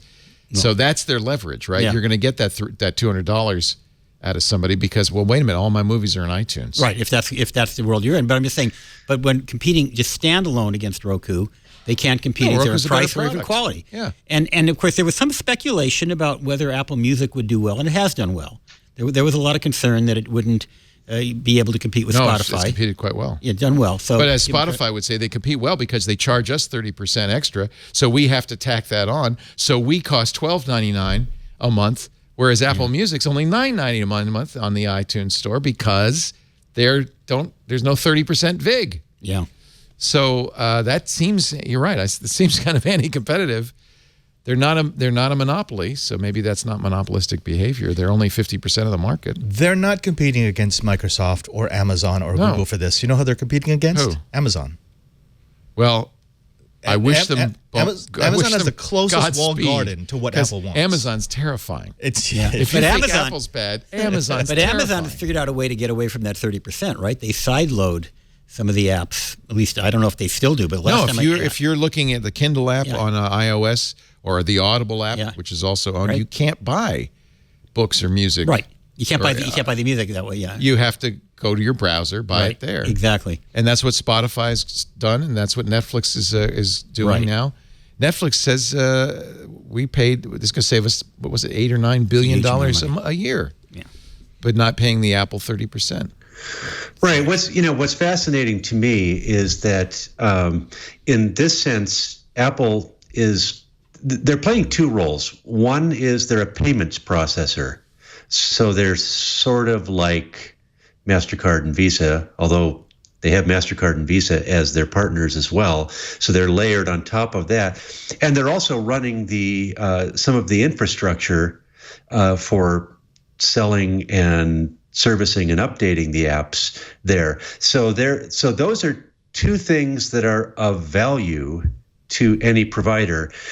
The real problem seems to be the arbitrary nature of the 30% fee and how it's 30% or nothing. On subscriptions, it goes down to this was a recent change, down to 15% now after the second year. Well, right, and that's and that I think is to bring it back to what tomorrow's thing is going to be. This is yet another way for them to sort of ease off on the 30%, still make still make significant revenue on it, but allow some of the other players to participate more fully Here's in the the thing revenue stream. I'm going to watch for tomorrow, and it will be a little side note, but it might be the most important thing Apple announces tomorrow. Apple is doing a credit card with Goldman Sachs, and I think that's the real play here, because it's one thing to sell music or rent storage space or offer TV shows. It's another thing entirely to take a cut of every transaction on the platform. And that's ultimately what Apple's going to do. In fact, Apple, Goldman Sachs, their partner in this, also has a bank, an online bank. Right.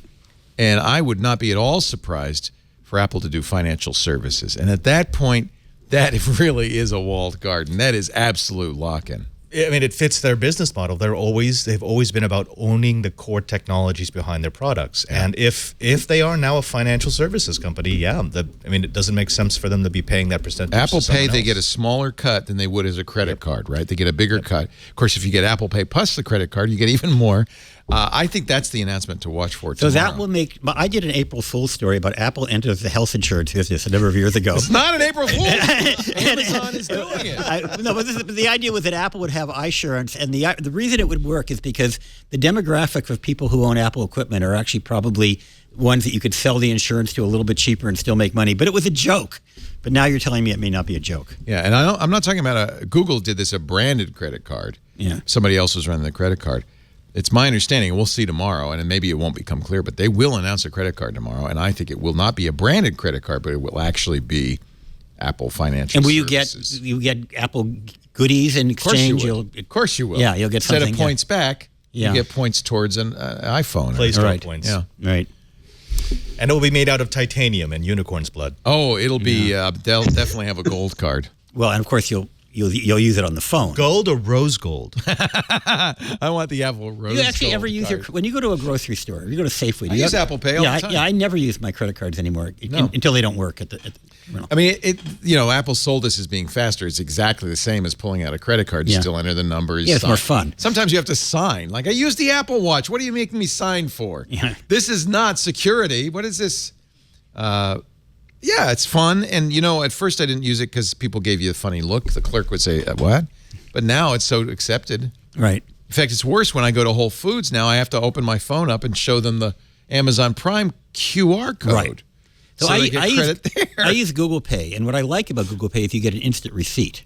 Google that's will send nice. you. I think Apple soon does as well. I'm sure they'll. So that's I use handy. this thing for payments. It's called Cash? Euro. Euros. The euro. Euros. Yes. Yeah. Actually, it's amazing how many things I have to do that I can't do electronically. They just don't. God bless Italy. I'm serious. It barely works. The only place my credit cards work in Rome are at the McDonald's. Yeah. Which I mean, sometimes I want something other. You than have a pasta. craving for a Big Mac? I don't like the burgers, but I do like chicken nuggets every once in a while. When we were in Japan, we went to a lovely bento restaurant. Each of us, Lisa, our 16-year-old, and I had a lovely bento box. They slowly pushed their bento box over to me. Oh, see. I ate all 3 of them, you and go. then we went next door to McD's. It's the only thing I can afford. Everything in Rome is so expensive. Yeah. I want sushi, but they have But wait a bad minute, your sushi. restaurants are still cheaper than our restaurants. This is true. This is true. Yeah. You get a better Italian meal in Italy. Yeah, we for have less. great coffee. Yeah. I'm keto now. I can't go to Italy. I'm actually not allowed. I can't even go We'll over let you the off the border. plane. No, sorry, you cannot go to Italy. It's not allowed. Our show today brought to you by Atlassian. Oh, we are at Atlassian House, and I'm proud to say those words. It all started for us with Atlassian's Jira, which is an agile development tool, and developers know it very well. But we use it for projects, so we always know who's working on what stage they're in, what resources they need, and it's so satisfying when you get to move that project into the completed column. There's just something that's great about that. It also works with Confluence, another Atlassian product. That's really important for us because we use Confluence to document what the team's doing. So we use it in IT. I think it's a great IT tool. I know it's a great IT tool. Between Jira and Confluence, we know what's going on, who's doing it. We know how they did it. We know what the workflow is. IT, it turns out, is empowering business these days. Not just a podcast network, but pretty much any business there is. Atlassian is a collaboration software company that empowers IT teams around the world. IT's at the center of almost everything going on. In a cloud-based world, it's IT teams that plan and execute, and they got to do it faster and better than ever. Incidents require open, agile, and smart cooperation between ops and software development teams. The expectations are high. The stakes are high. IT's right at the heart of that. You just, if you're in a business-critical workflow, failure is not an option.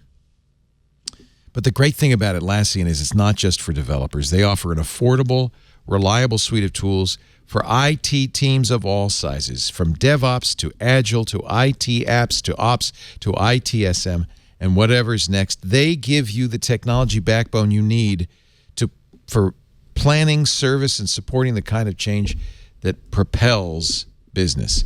So I mentioned Jira, I mentioned Confluence. If you've got a code base, there's Bitbucket. If you've got Ops, there's Ops Genie and Status Page that help you better detect incidents, coordinate response efforts, resolve issues faster, keep customers or stakeholders updated. And I love it that Atlassian is always adding new tools.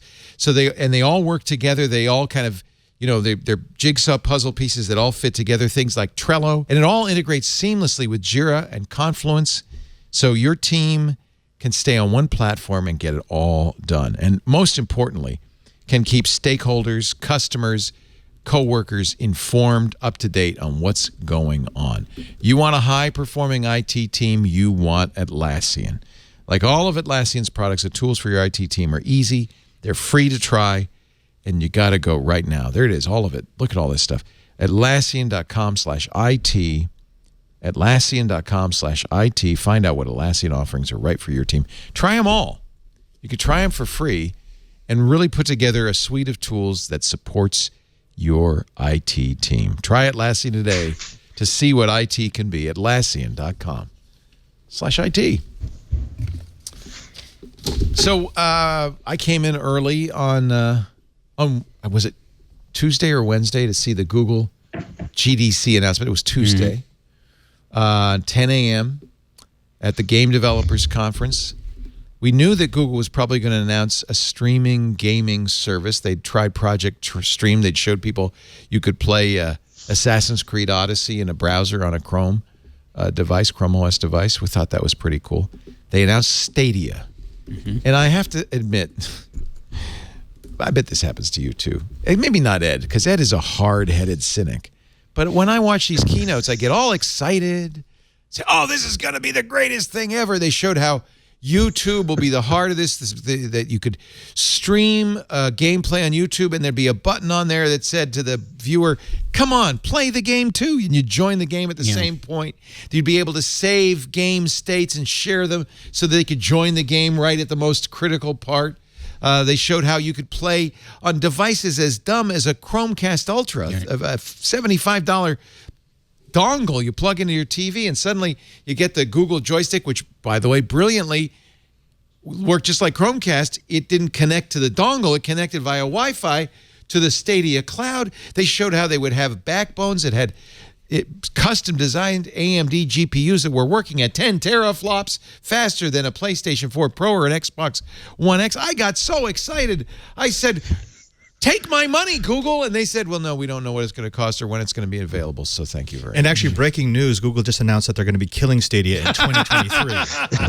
So, just FYI. It reminded me, I remember when Steve Perlman, who was the founder of Web TV, created OnLive. I'm looking at an article, I guess it died around 2012. Yeah. But that was an early example. And I was blown away at the time because that was his pitch as well. You could That's take the an irony iPad, of this. This is nothing new. Nothing new at all. No. Right. OnLive failed because they realized that they had to have enough hardware for the peak times a day, but it would lie fallow almost all the rest of the time. It's like the electrical grid. Yeah, they couldn't afford it. Yeah. They sold their IP, I think, to Sony. Sony also bought Gaikai. Sony is going to have has a streaming gaming service. Microsoft has announced next year they'll do a streaming gaming service. Shadow does this. Shadow we have a Gaming Shadow. does this. That's pretty cool. Steam does this. Steam to go. You can stream. Microsoft does this with their Xbox Anywhere. So it's not, like you said, not new. Not new at all. I think they really want to push the YouTube integration. That whole it's almost if you to want to be a save gamer, YouTube. It's almost Yes. like Twitch is eating I our was gonna say lunch. Twitch, yeah. Although they were quick to point out how many billions of hours people watch gaming on YouTube. But it's different because I know I watch our kid. He watches Minecraft videos, how-to videos. You know, if he wants to play Overwatch, he'll watch the videos and learn and then play the game. People watch Twitch to watch live action. Right. I think the name Stadia is also telling because it kind of implies a stadium, like an esports kind of thing. It took me a long time to get my head around the idea that people would actually watch other people play games. Then it occurred to me, ESPN, sports. I mean, we've been doing that our lives. You know, when I turned to the corners of Fortnite, because first of all, Fortnite has a feature that if you get killed, which I did almost instantly every single time, you can continue to follow the guy who killed you and then the guy who kills him all the way up to the top. And it's fun. And then I watched, it was a charity thing with Ninja and Marshmallow playing. The concert? Yeah. No, not the concert. He had a concert in Fortnite. That's another thing entirely. But no, I watched them. It was at E3 last year. And it was really engaging and fun to watch. The commentators were good. Yeah. They have to work on the biggest problem they had is they don't know as much about this as ESPN does about sports because they would always miss the kill shot. Like they'd go there. Oh, I wish you could have seen that. But they'll get that down. Yeah. I thought it was very engaging, so I do think it's fun to watch. Oh yeah, it's a huge industry, and it's obviously huge already. People also watch people play poker. I mean, poker's fun to watch. Love to watch other people play games. You know why the whole card camera? It's a single thing that made poker big on TV because you have information the other players don't have. You know what hand he's bitten. But I mean, it's not gaming per se. It's the same thing with poker or watching anything that's a sport that people don't care about. They're following the personality. It's the same reason why people watch Twit a lot. They love Leo. It's when you find someone who you find hate interesting or hate exactly. You follow them. Yeah. On YouTube, it's the same thing. I've watched now hundreds of hours of gaming on YouTube because I made a conscious effort. Do you watch live gaming on YouTube? I don't like the live gaming. Do you watch it on Twitch? I watch it on Twitch sometimes, but and it's YouTube a community on Twitch because you got the chat. Right. You got people giving money. Twitch, they've made it into something interesting. I think very compelling. What do you think, Ed? Well, I find it fascinating that Google doesn't break out how much money it makes from YouTube. They never do they? No, they never have, and so you don't know. But and we're back to the thing we were talking about earlier, where Google is a company that has historically been driven completely by advertising revenue. And I think you're right on the money to say that this is an attempt to save YouTube, to transform YouTube, because right now YouTube's reputation is toxic. Right. But everything in YouTube's business model, which is similar to Facebook's business model, is driven by engagement, and the things that make engagement go up are usually things that are shocking, violent, or controversial. You mean having people make pornographic comments on children's videos is something that you would find distasteful? For example. Yeah. For example. And we could find several worse examples than that even. That's pretty hard to find one worse than that. And that's saying something. Yeah. So the idea of turning it into, I mean, it's almost like they're trying to turn it into they've tried to turn YouTube into a TV network for a while. And but the difference is with TV networks, you actually have programmers. You actually have professionals who make editorial decisions I know. For quality content. So the idea of mixing television and social networking is, imagine if NBC sort of turned over its airwaves one day and said, okay, anybody can program whatever they want. Yeah, we have that. It's called reality TV. We have a president who did well at that. Yeah, and that's the thing.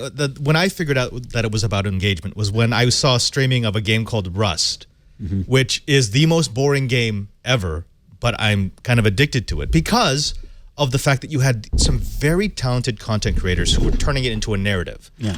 And that's why I like YouTube. It's a bit more finished than Good Twitch. name for a boring game, Rust. Rust. It really is. It really is.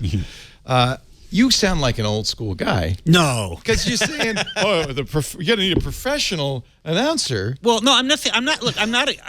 Welcome to the 21st century. It's the age of the amateur. Leo, there's some amazing content on YouTube, and there are a lot of millionaires on YouTube who did very well exploiting that media better than most professional actors and producers and directors have done, doing professional media. I mean, still the big bucks are in professionally produced television and, and movies. But the point is that the kids today are watching the YouTube. That's right. In fact, I just saw a stat that there's more YouTube's handily beating cable TV in people under 25. I can't remember the exact numbers, but it's not a competition anymore. It's not even close. Not even close. Right. But I'd be curious to know. The one metric is how many people are watching it and how much time they're watching it. But the other metric that matters in terms of it being a sustainable business is how are they monetizing it? Well, and I agree with you, Ed. I mean, the problem YouTube has reputationally is it's a dung heap. Well, that was my point. Ed bringing up the issue of the reputation. But it's not the quality of the video, as bad as that is. Right. It's the comments. But that's and the environment that's bad. And it's bad because advertisers are terrified of having an ad appear next to something disgusting. Yeah. Disgusting. And the recommendation algorithm that leads you into the darkest, worst. That's a spectacular failure on Google's which is part. why some of the biggest YouTubers, the ones who are actually making money on this, are no longer really depending on the monetization through YouTube. They use Patreon. Yeah, Lily Singh makes her money selling baskets of goods. Precisely, because then you can just ignore the comments or even turn them off. This is a study from Nielsen, their Q3 2018 total audience report. Mobile time, this is mobile, but I think mobile, as you know, is where all the growth is happening. 40% of all mobile traffic. 40% of all mobile traffic is YouTube. That makes sense. 40. Let me say that again. 40%. Is that measuring it in bytes, hours? What are they measuring it in? Time spent. Time spent. Okay. And the other 40% is Netflix. 10% Facebook. 40% YouTube. So, however we feel about YouTube, clearly it's got people's attention. But isn't that that's the way YouTube is designed? You watch a video and then boom, the next one is queued up and starts playing automatically. And then boom, the next one is queued up. And that's the secret of their success, which is people spend a lot of time on it because you start out just watching a picture of, pets in Halloween costumes and pretty soon you're watching flat earth videos. That's the real problem. Did you see that? Almost all the people who believe in the flat earth today got it from YouTube. Yeah. That's from a lot of. So I take it back. It is, I'm gathering, this is from Sandvine, that it's data. Because global downstream mobile traffic by app. So that's YouTube of the total. By the way, YouTube 37%, web browsing 4.6%. People don't even browse the web on this stuff. WhatsApp 3.7%. App Store and Google Play 2.1% and 1.9%. WhatsApp is at 3.7. What the heck are people transferring over WhatsApp? That's because everywhere but the U.S. WhatsApp is the choice of messaging app. So they're spending all day on WhatsApp. They're sending pictures. Instagram 5.7, Snapchat 8.3. But relative to YouTube, YouTube dominates. But what I don't understand about that is, let's say that I spend an hour staring at my phone screen as I talk with people what have on we gained? WhatsApp. on WhatsApp. Yes. And then I spend an hour watching one video after another on YouTube.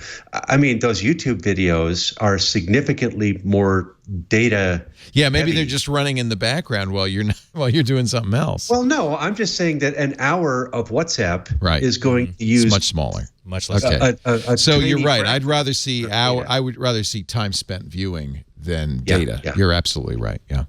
Sandvine gets the data. You could make an app. You could make a living off of creating an app that just does curated content. You don't create any content of your own.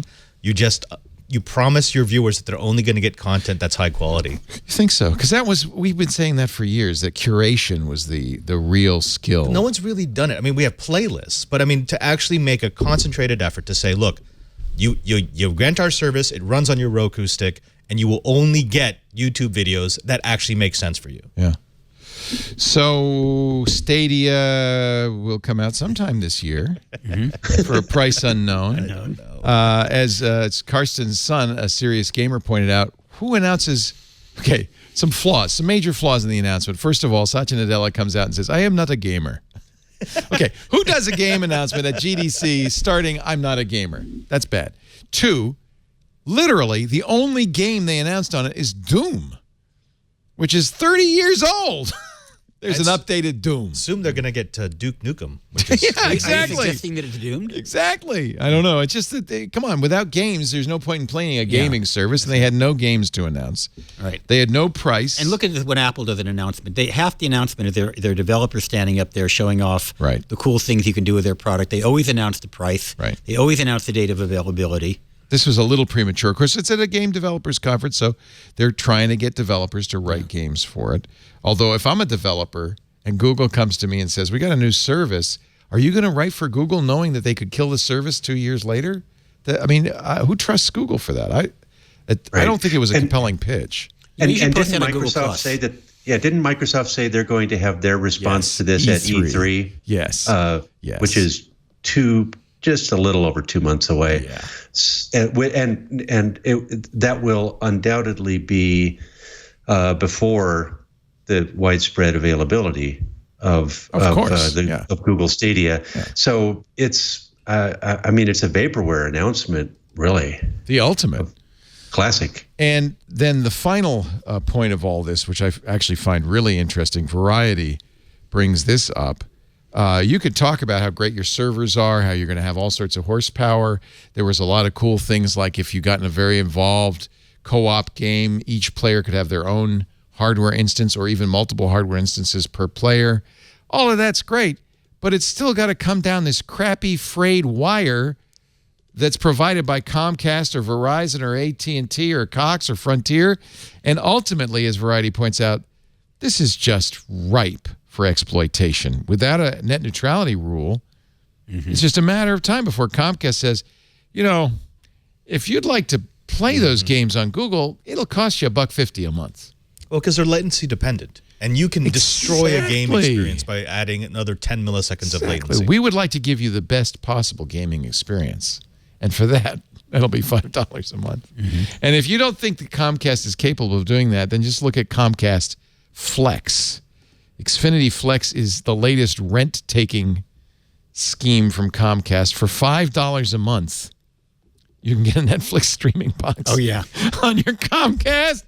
But you have to have a high-end Comcast X1 system. Right. It's a really nice stream you got there. It would be a shame if something would have happened to it.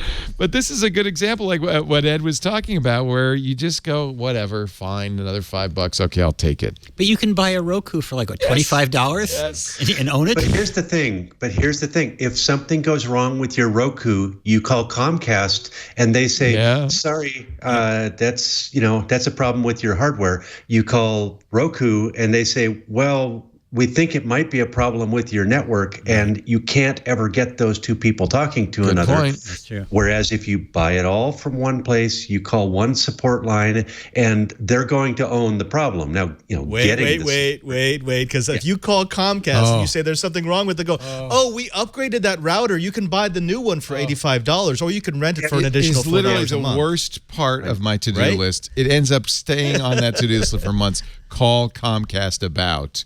It's the thing, isn't it, that you put off the longest? Yeah. The last thing. I'd rather have a tooth pulled. They are responsible for it, yes. At least there's somebody. But it's the same reason why, when you were saying earlier, Larry, that, why would someone buy this Apple product when the Roku one is superior?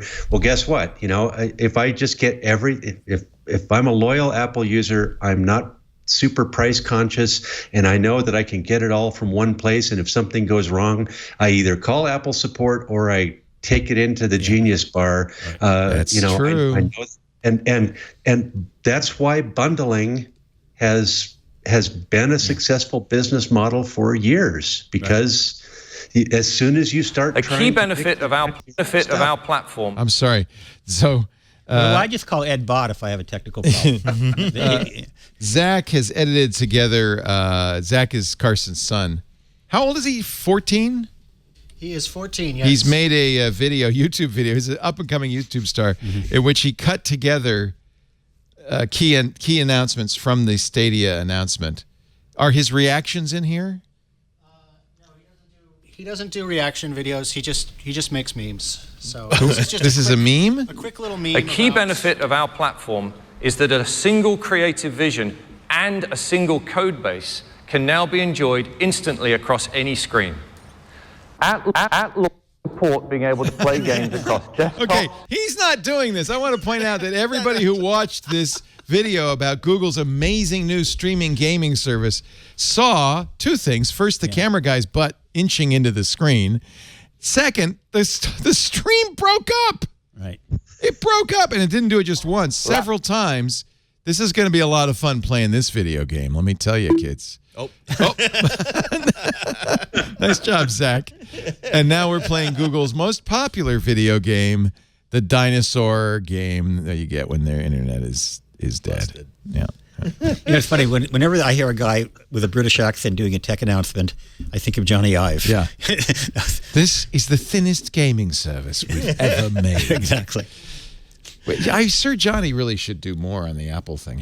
I think he's like he's on sabbatical, or he's I think he's just over it. He's just done. Yeah. Goodbye. But it is true that every iPhone announced is always the best iPhone they've ever announced. Yeah. Otherwise, Well, why would they be course. announcing it? Oh no, this one's not as good as the last one. I love the announcement. My last year's is better. This one's okay. We tried, but we just couldn't improve last year's.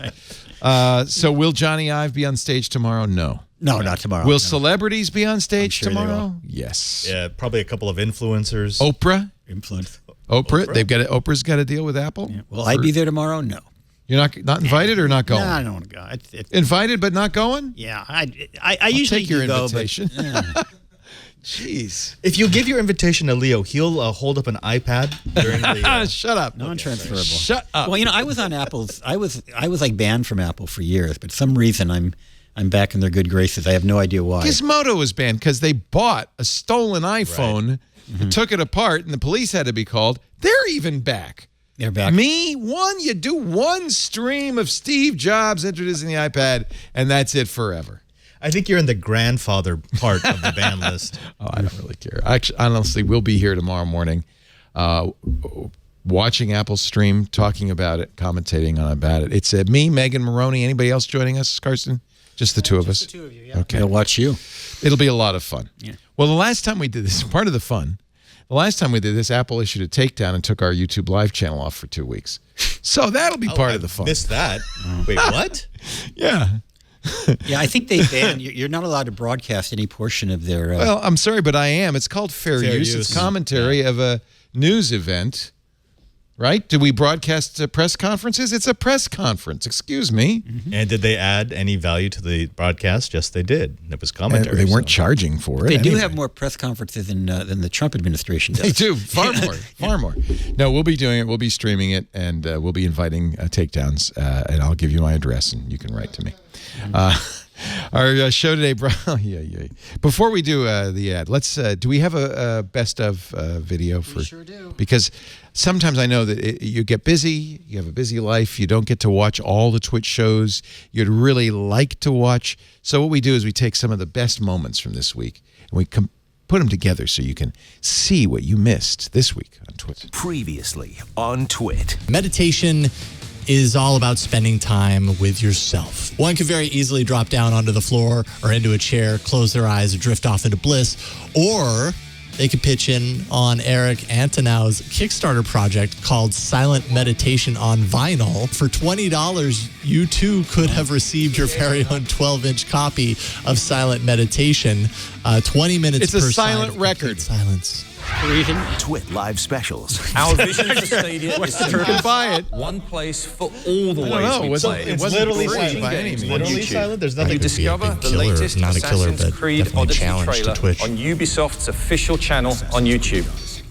You will notice the Play Now button. Right there in YouTube. Holy cow, In that's YouTube. cool. 5 Wow. seconds. With 5 no second launch. download. That's so cool. That's a pretty compelling. See how excited I was? About Lies! Android. Friends at 9 to 5 Google, they've got some deets on the Pixel 3a. From now on, I'm calling the 3A XL the Pixel 3 Axle. And every time it rings, the ringtone is November Rain. It's just Axl Rose going. Just sobbed out of the box in the cold November rain. I want my Twit TV. Oh my God, Jim Cutler. Wait, you have to explain this record to me. It is actual silence on a record. It's a and isn't there a side B? I think there's a second side which is also silent. And why would somebody want this? For meditating. What? Believe it or not, it was Andy Anako's pick of the week on Mac Break Weekly. So it's like white noise, or no. Maybe there's some clicks and pops if you don't take good care of your vinyl. It's on Kickstarter. It's let's see, what is it? So it simulates having tinnitus. $15. But what's great is they've raised of the $600 goal. This guy was really not very confident. Oh my goodness. They've raised $5,954. I just don't get it. I don't get it. I mean, I understand white noise, but I mean, I'm in the meditation business. That's right. Silent prayer. This record has not one but two silent meditations, each side 20 minutes of utter silence. No narration, no sound. So, will there be a CD version so I can have the silence and more clarity? Better yet, it's on a 140-gram vinyl. If you send me $10, I will instruct you how to go into a room and close the door. Close the door. Turn off your devices. All right. That's definitely a first world problem. It's Kickstarter is what it is. It's just unbelievable. And it still will probably not be delivered. Yeah, right. Oh, we're having some trouble with a horrible with record, right? Oh man, I stopped. I had to stop buying stuff on Kickstarter. Oh. I think the final thing was the floating bonsai tree, which really, I mean, honestly, looked really cool. So it had a big base with like a heavy magnet in it, and then there was this pumice rock with a metal plate in it, and it would hover. And then there was a cute little bonsai tree growing out of it. So it was like it was really cool. Except when I got it, bonsai not included. And when you if you bought a bonsai tree, put it in there, then you would have to shave the rock so to be balanced. Otherwise, it would just go boom. So so it was just too much work. This is like this is the modern version of those late night television commercials on really crappy cable channels. But at least that stuff came. I mean, I bought a lot of stuff that never even came. Is that Freedom Rock? Do you want fine, fresh, fierce, interactive LED lashes? I have a pair of them. I spent $40 on them the other day. Of course, you could put down $2,500 on a Model Y. The sad thing about this one, I could, and probably will. Eventually. The sad thing about this one is I put my money down on this, and within a day of this going up on Kickstarter, there were Chinese knockoffs being sold for half the price. Of course. Well, where were they going to have them manufactured in the first place? Yeah, exactly. What else? I'm just looking because you're right. You reminded me. Oh yeah. This is all depressing. This came. I ordered this luggage in aluminum in 2017. So what made it smart? It just came. Well, it turns out it wasn't so smart. It has a battery built in, but I can't check this luggage because it has a battery built in. Oh, right. The regulations changed between the time they offered it and the time I bought it. We'll be back with more in just a bit, but first a word from, I love this, DigitalOcean. I know, Father Robert, you're a DigitalOcean fan too. You use it, as I do, because we're amateurs for prototyping web apps, websites, but it's also used by startups of all sizes for a minimum viable product. I see people running production servers on it all the time. DigitalOcean is the simplest, easiest to use cloud platform for developers, for teams. You can deploy, manage, and scale cloud applications faster and more efficiently with DigitalOcean. And I'm going to show you. I have to think back in time. Let me log in here to when I was first starting out in this business and I wanted to create a Twit website. First, I had to find a web host. Went down to SoftLayer in Texas. They're now IBM, and then you say, well, I'd like a server. Yes, sir. What kind of server would you like? And you have to specify it. And then they say, okay, we're going to provision that server. We'll get back to you, in a week or two. And by the way, at this time, this was pretty cool. Oh, cool. All right. A week or two later, then you have to install all the software that you're going to use on that server. Maybe if there's a problem, another week passes, you finally get it up and running, and now you've got your website going. Or you can do what I would do today and go to do.co/twit, DigitalOcean. Let me just show you. I'm going to log into my DigitalOcean account. They call them droplets because, get it, it's a drop in the ocean. And I'm going to show you how fast it is to set up and provision a server. I'm going to create a new droplet. By the way, I'm not going to use, there's so many cool features. They've got Kubernetes. They've got additional volumes. You can have databases. They have custom DNS.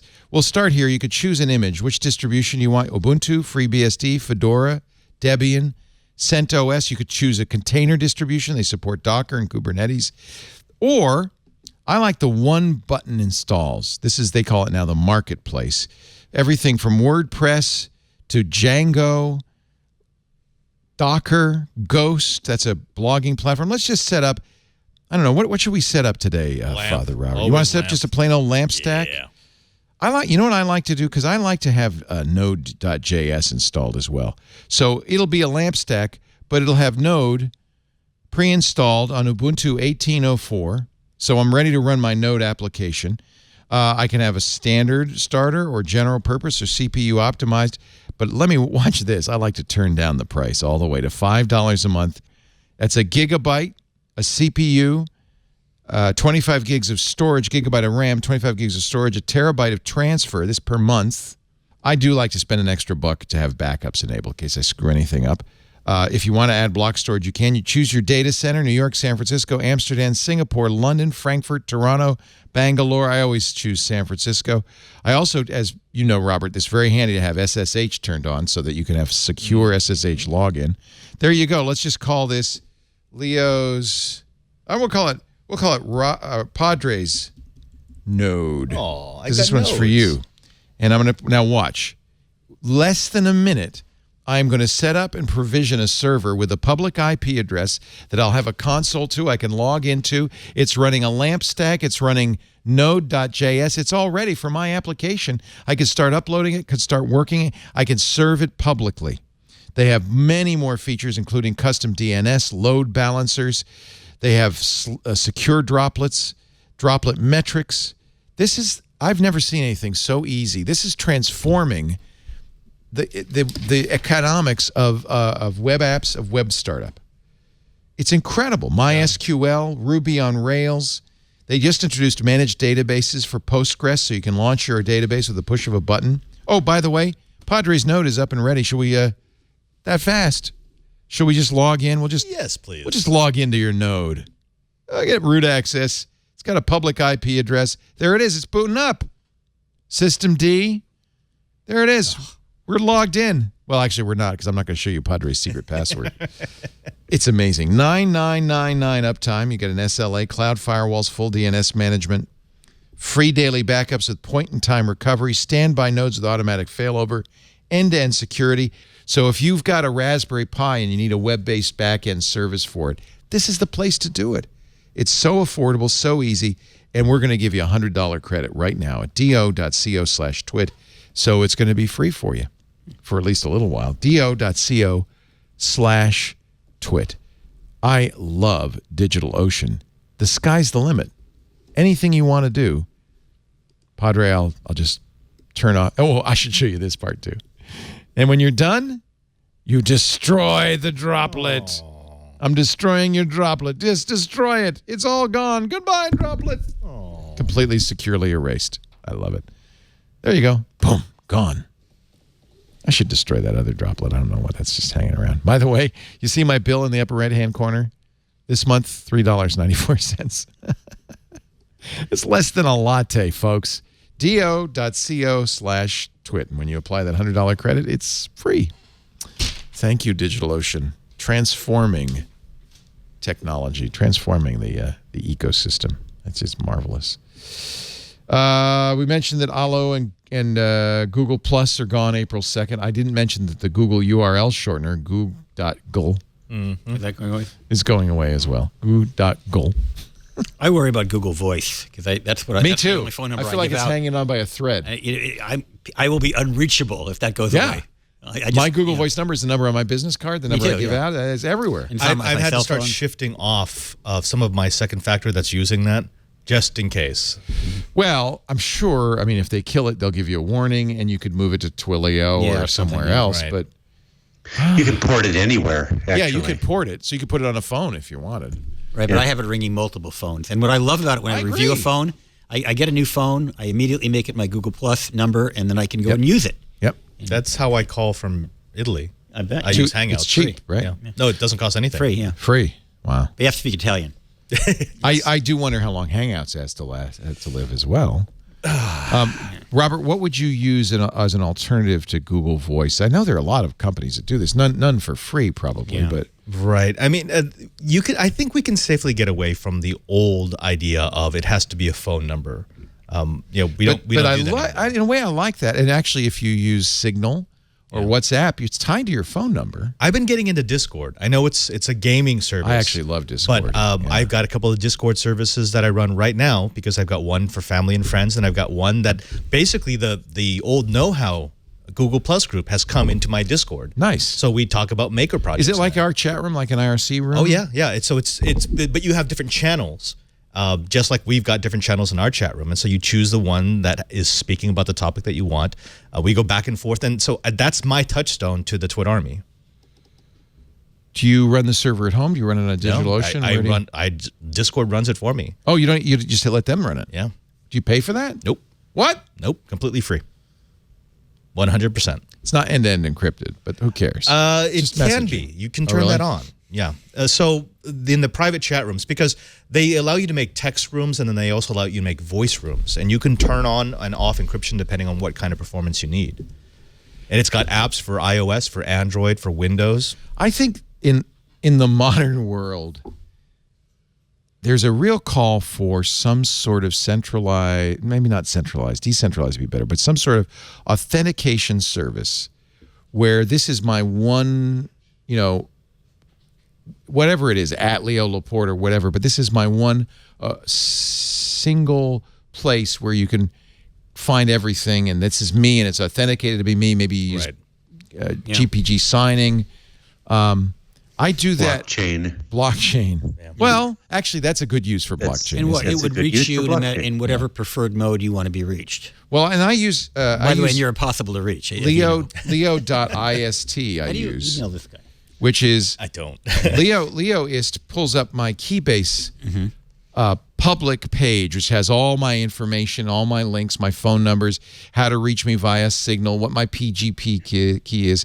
So that's one page that refers to everything. And it's through Keybase, which I think is a really great service, but not widely known. Mm-hmm. Ed, do you have a centralized thing you use? No, I don't. I feel like we need that. And Google Voice was for many of us. Yeah. But, email is becoming unwieldy for many people because it's the sheer quantity of it. Texting is annoying. I hate it when PR people text me in the middle of the night to tell me about their products, and I'm getting more of that. But there needs to be a way in which the recipient can somehow control the flow of information to yourself. It's still convenient for people. And that's why Google Plus was so awesome. And then this you really plethora could of control messaging. that. Which messaging service are you using? Are you using? Do you think that's a killer app? Somebody will say, and put it out, and everybody will go, oh, that's what we need all along. Well, the problem with all of those things is that they require large companies that have entrenched business models to agree on a common standard that they don't control. And historically, every time we've tried to do something like that, someone sabotages it. Well, we did it with email and we did it with text messaging. Email is the single real success. Text messaging, I'm not sure I agree with you because it's gotten it is across platforms, but it's gotten very fragmented. And now Google wants RCS to take over from SMS, but the carriers don't want to do RCS. So it's actually starting to fragment. But email has and let's not even talk about iMessage. Yeah. Apple's a complete silo. Well, all the messaging services, right? Yeah. Right, and even email. It just happened to be around at the beginning of everything, but the getting protocols to sync properly on different devices. The Google Gmail, they dumb it down for use on other platforms, but so that they're using the bare bones internet standards. But in a rational cooperative world, the email standards would have grown the baseline would have been much more than POP and SMTP. But and Ed, IMAP. I'm showing my age, but I think that you and Leo will remember when, if you were an AOL subscriber, you couldn't send a message to a CompuServe subscriber. MCI mail. MCI with 55 cents a message on MCI, but you could then Right. with a big deal when MCI and CompuServe finally had interconnectivity. They federated, and that was the. And there are, there's Mastodon, there's GNU Social, which is what Mastodon's based on. There's PixelFed, which is a GNU Social-based Instagram. But you're right, Ed, without the big commercial entities supporting it, which they never will because they want to silo everything, it's going to be pretty hard. And consumers, this is why consumers buy the Comcast Flexbox or This is why Apple's services. They want to make it easy. I stick with AOL Instant Messenger for all my communications. Good thinking. Your pain is their business model. Yeah. They I like still it. exist. They finally killed AIM, right? I think You can't use AIM anymore. That's why you're not getting any messages. That's why nobody contacts. It's been really quiet. I thought I was just unpopular. They killed the AIM server. So then there's Facebook. Oh, boy. We stored hundreds of millions of your passwords in plain text. Yeah. Oh, what could go wrong? What could possibly go wrong?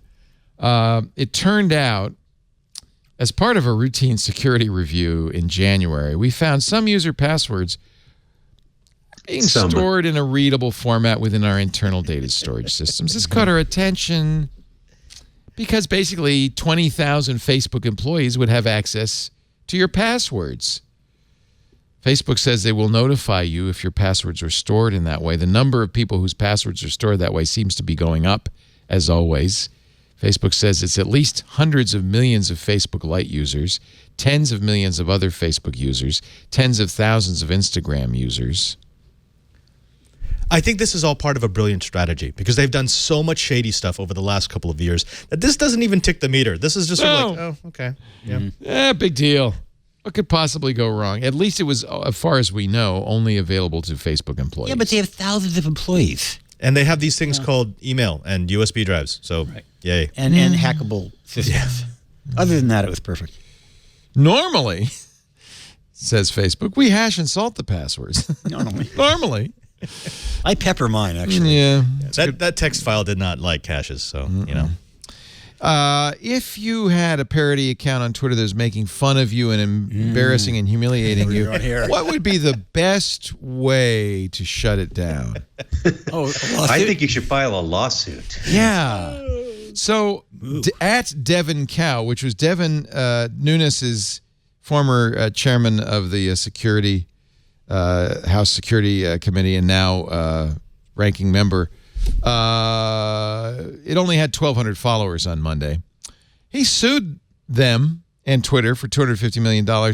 It now has more than 500,000 members, surpassing Nunez's own account. 634,000 as of right now. Yep. So, by the way, they've got the special counsel news up on their page. We're gonna rename the Streisand effect to the Nunez Cow effect because that lawsuit had the exact opposite effect. He also sued a parody Twitter account, Devin's mom. Right. Which, by the way, I think it would be a House of Cardsian twist if it turns out that's actually Devin's mom. That would be incredible. Devin's Cow is hopping on the monetization bandwagon. Oh, yeah. Big time. With T-shirts. Conspiracy meeting tonight. Don't tell Devin.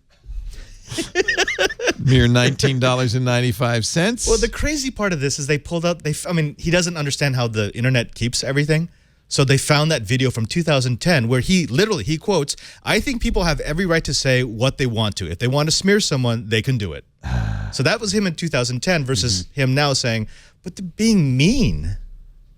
Well, so it's easy for us to poke fun at Devin Nunez for doing something that was transparently stupid, but there is a dark side to this. Oh, God, of course, yes. There's at least three people that are sued here. Liz Mayer is the named person in it, and then the other two people, whoever is running those accounts, those three people are going to have to pay for legal representation. They're going to have to spend a lot of time and a lot of money defending themselves here. He filed the suit weirdly in Virginia. And one reason for that is that Virginia has really terrible, weak anti-SLAPP laws. So you can't SLAPP, anti-SLAPP laws punish people for bringing frivolous lawsuits. But they're and usually can wind up turning the tables so that you get your legal expenses paid and you might even get a judgment out of it. But they found a jurisdiction to file it in where those laws are really weak. And it's part of a trend that's been going on from that side of the aisle. Weaken libel laws, make it easier to harass people for exercising their free speech rights. And I think that's the real story here: is that a powerful member of Congress is taking advantage of the court system to harass at least one American citizen and probably three, although we don't know who the cow and the mom are at this point yet. Does Twitter have to reveal the identities of those account holders? In discovery, I've never been able to get that information out of Twitter ever. Maybe I need to sue.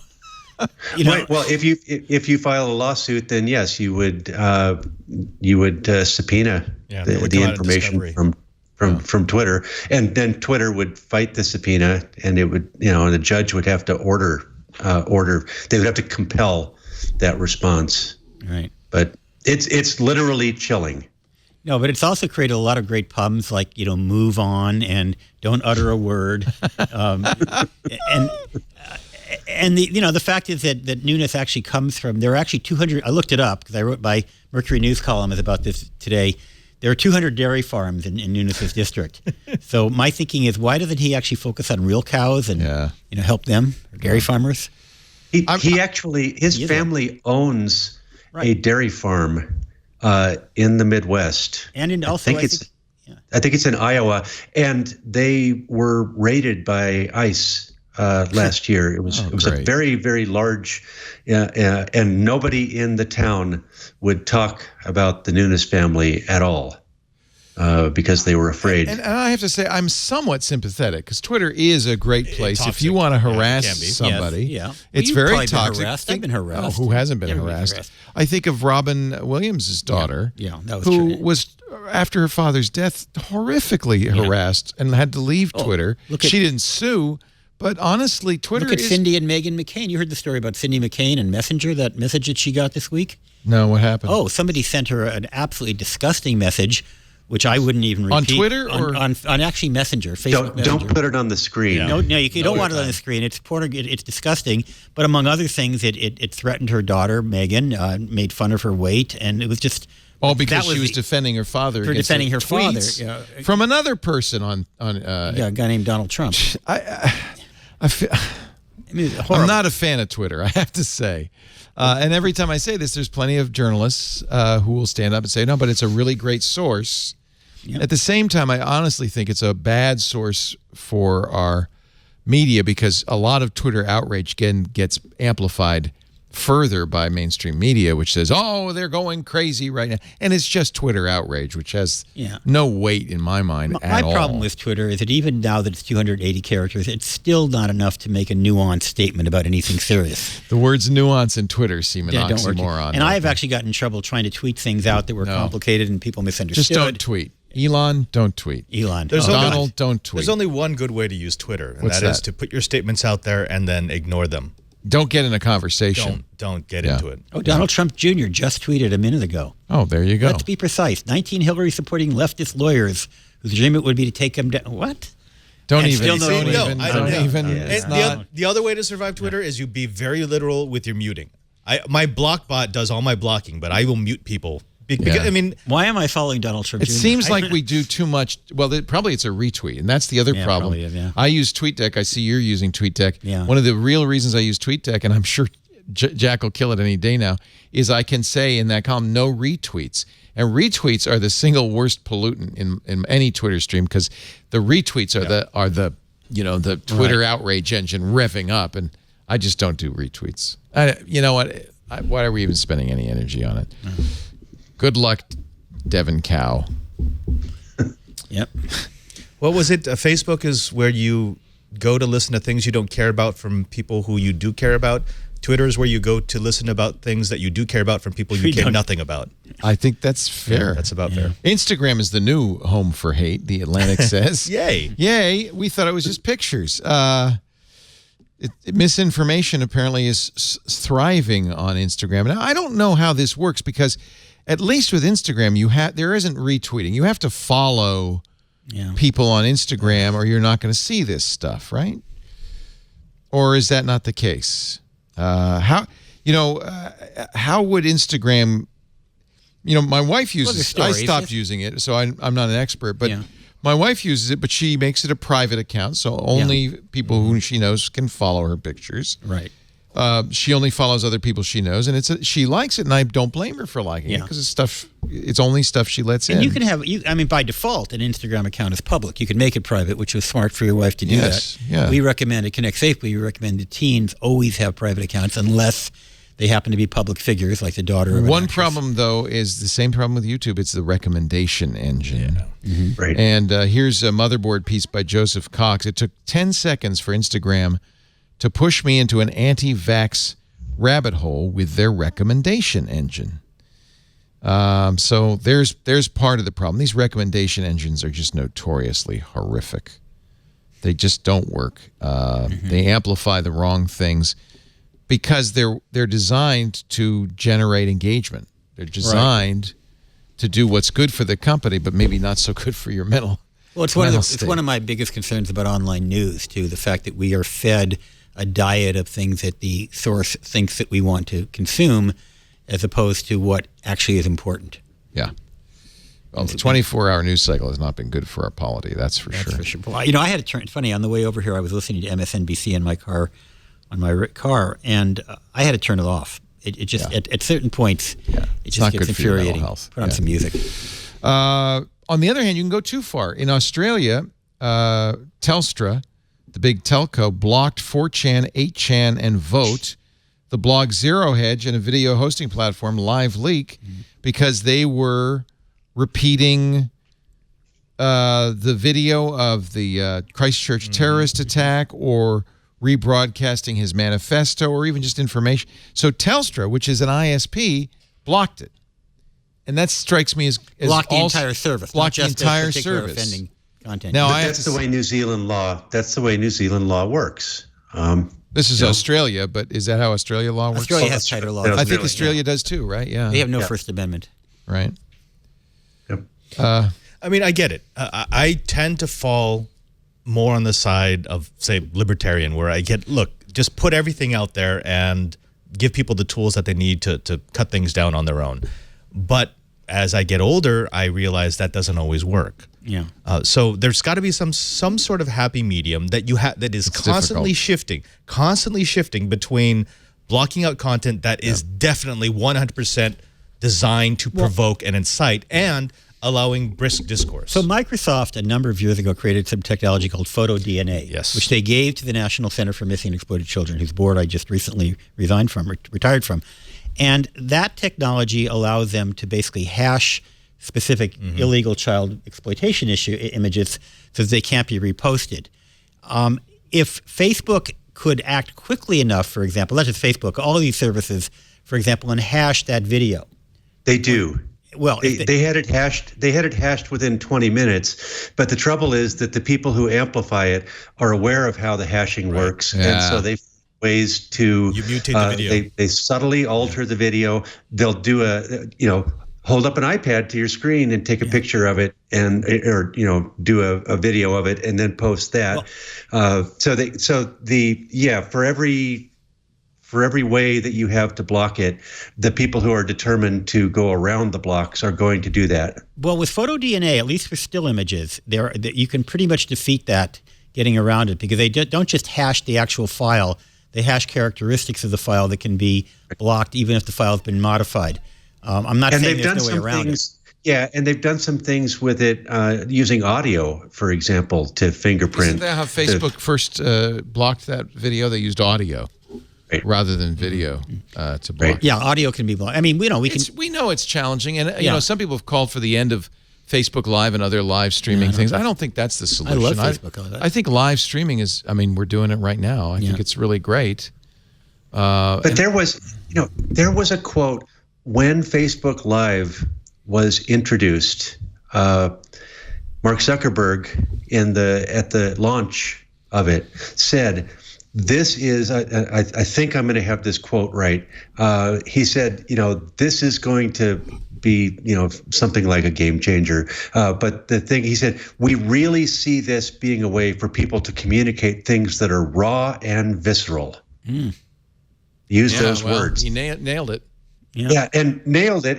And so, anybody who wasn't economically incentivized, who heard that should have gone, whoa, wait just a second. Let's just take the logical steps. Let's follow the recommendation engine and see where this takes us.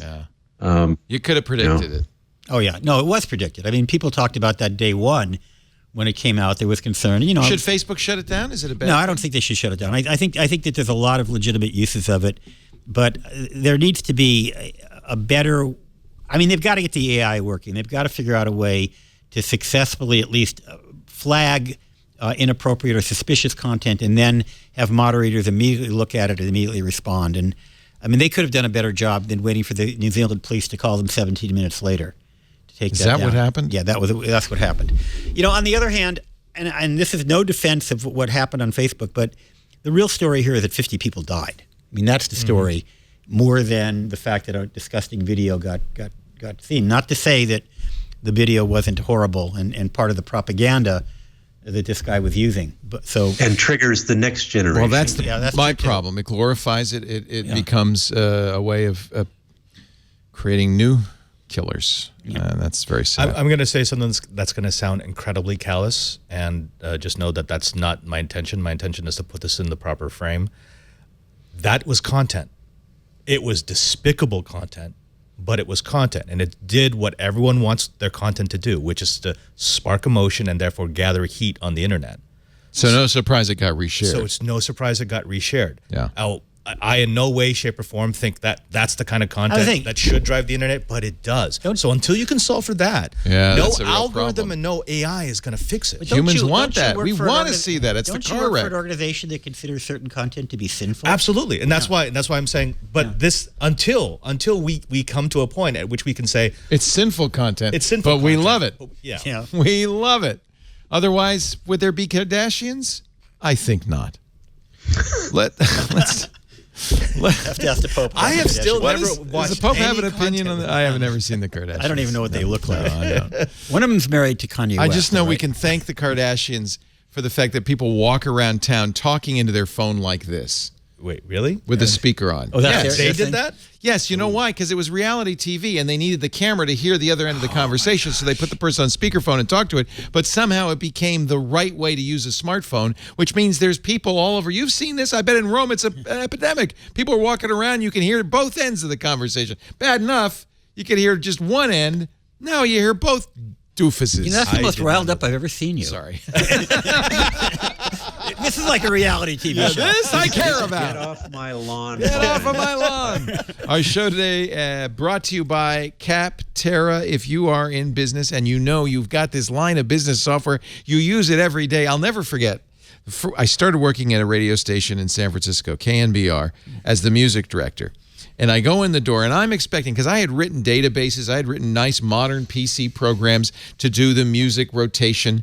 I walk in the door, there sits on the ground, because it's the size of a mini fridge, a PDP-11 with a giant 8.5-inch floppy that's the music generation program. You stick the floppy in, you close the door, the head goes chonk, and it prints out on a teletype, practically, the playlist. They'd been using it for probably 20 years. This is 1984. And the first thing I did was, I don't know how it happened, but somehow that floppy stopped working. And we had to go out and buy a modern computer to do it. You know this. If you work in business, there is some program that's been there for 20 years. You have to keep running Windows NT because nothing else will run it. You're using Internet Explorer. It's time for some modern software. There is almost certainly a better program out there, but where do you find it? Do you Google it? No. you go to Capterra. Capterra will help you find the perfect tools to make the right decision for software for your business. Whether it's running a veterinarian office or sending out marketing emails, managing your projects, designing 12-story office towers, to managing a yoga studio, Capterra's got it. 700 categories of software, thousands of different programs, and best of all, 750,000 reviews of products from people who actually use it. Capterra vets all those reviews and makes sure they're all real users. So you can go to capterra.com/twit and find exactly the software you need. The boss says to you, tomorrow I want you to come in with 5 great programs for running our dental office. You go to capterra.com, you check the boxes for what you need. You want it to run on the web, you want it to run locally. Do you want to be able to book clients, patients? You want to manage the schedule? Do you want to order products? What do you need? You check the boxes. It gives you all the programs that do that. Then you can put them in a comparison chart, read the reviews, go to the websites, even find out if there's free trials. You can get everything you need right there. It's the best way to find software for your business. And, you know, if you look at this and you say, well, how much would you pay for this? You'd probably say, oh, I'd pay $10 a month, $15. I'd pay $20 a month. It's free. Free. By the way, I got to update this. It is now 800,000 verified user reviews. There's more coming in all the time. This is actually the most used site for businesses to find the software they need. Millions of people use Capterra every month, and they just want you to know they're there waiting to help you. Check out Capterra's free website. Absolutely free. capterra.com/twit. Stop using the PDP-11 and the 8.5-inch floppy that goes, Find the software that's right for your business. Capterra.com/twit. capterra.com/twit. Capterra software selection simplified. We didn't have Capterra back in the day, but I just knew there was something better. I've got a news flash, by the way. Yes. Trump said, no collusion, no obstruction, complete and total exoneration. Yes. This is right after Barr said, yeah, no exoneration. No exoneration. But it's interesting that he didn't tweet at all for a long time. For hours, days. He was sweating it a little bit, I think. He was busy playing golf with Kid Rock. But why would you Which is the strangest picture I've ever seen in my life. Why would, in the middle of a victory lap, which he can, I think he has the right to take at the moment for short term, why would he put something that's patently false that totally contradicts? Why would anybody put anything nutty on Twitter? Yeah. Well. Wait a minute. I'm sorry, Larry. You're saying Donald Trump said something untrue? Yeah. Shock. I know. Stop the presses. But if you say it enough, hours after his own attorney general. No. If you say it enough, it's true. If you say it enough, it's true. You just say it over Remember and at the over beginning again. of the show, I said anyone who's immediately saying one side or the other of the extreme. Yeah, exactly. Well, you knew what was coming, obviously. Yeah. No, but I didn't expect it to be so, literally, and it's an all. I totally expected that. All uppercase. Totally expected that. Exoneration. Totally expected that. Should be the word. He's had that tweet queued up and ready to, he probably put it in Hootsuite last year. He's had that. That tweet has been queued up and ready to fire. All right. Ladies and gentlemen, let's conclude our broadcast day. Ed Bott, I love you. I love your Wilco poster. I want you on our show every week. You're just the greatest. Ed Bott Report on ZDNet. Oh, at thank Ed you. Bott on Twitter. Well, you're just sensible. When I get all head up about stuff, you calm me down. You talk me off the ledge. And he's always been sensible. And I hate you for that. No, I'm kidding. Thank you, Ed, for being here. Have a great afternoon and evening in Santa Fe. He also married well, too. I don't know his wife. You know his wife, great, obviously. Yeah. I knew her when she was a PR person many years ago. Oh, Judy is a treasure. Yep. It'll be 25 years since this December is when I met her, and it's been a great. I think I've known her longer than you have. That's kind of scary. We have a picture. We have a picture of ourselves standing back to back at an event in Silicon Valley, taken 3 years before we met. Wow. We were going through a box of photographs that she had, and pulls this one out, and she looks at it and says, "You're what?" in this. There you are. I was studiously ignoring you, Ed. Mr. Larry Magid, he is every morning bright and early at CBS News Radio, which is all over the country. KCBS here in San Francisco, WCBS in New York City, and all. CBS, I didn't realize, is the #2 radio group in the country. I didn't even know that. Right after Clear Channel, yeah. We have a lot of affiliates, so. Yeah, it's huge. Yep. And if you want to read his work to save kids, to keep them safe online, connectsafely.org. And there's lots of great resources there. Yeah. And I'm going to launch larrysworld.com/twit. I don't know what I'm going to put there, but I feel jealous. I have no twit subdomain. You need a twit subdomain and an offer code. 10% off on the free access to my site. Exactly. I pay you. There's the offer code. All right. He's giving it away, folks. Yep. Mr. Father Reverend Robert Ballecer, the digital Jesuit. Father Robert, it's so nice to see. Honestly, I wish we hadn't said goodbye to you all those months ago in the big party. You knew I was going to come back. We can't get rid of you. Like I know. I love this place. No, we love you, and it's great to see you. Come back again. You'll be back for DEF CON probably next time, right? Actually, I'm coming back for most of April because I have to do surgery for a cataract. So you have a cataract? I have a cataract. You're too young to have a cataract. You know, it's a family thing. Oh, I'm sorry. But they won't let me fly for a while after that because I have to do a couple of appointments. Oh, so you're going to miss DEF CON this year? No, I will be here for DEF CON. Oh, you have to stay here? Just for April, and then I'll be have to stay. I get it. Yeah. You could have the surgery in Italy, but then you'd be stuck with the spaghetti. So you're going to come here. Well, no. The problem with doing it in Italy is because I just got there. It will take me at least a year you're not to on schedule the surgery. Right. You can do it there fine. It's not a problem. But I kind of need this taken care of now because I'm blind in my right eye, and it's really affecting how I work. Robert, I had no idea. I'm sorry. Will you be all better after the surgery? Yeah. So I'll still be me, so that's a problem. But I'll see better. You be able to play the piano? Yeah. Well, will I be able to play the guitar? Get a nice eye patch, and we'll see you in April. How about that? Yeah. That would be really nice to know that you can. Can you come up and do that? Of course. You can't fly, but you could drive. I can drive. Sure. What could go wrong? Well, he can ride in your Model X. It could self-drive. It'll drive up here and drive back. Yeah. Absolutely. And then it will crash because someone hacked it. But we wind up the show with this small video of the CEO of AT&T, Randall Stevenson, speaking at the Economic Club. Oh, I got to turn off all the things that prevent me from playing videos back here. Here, we'll do it one more time.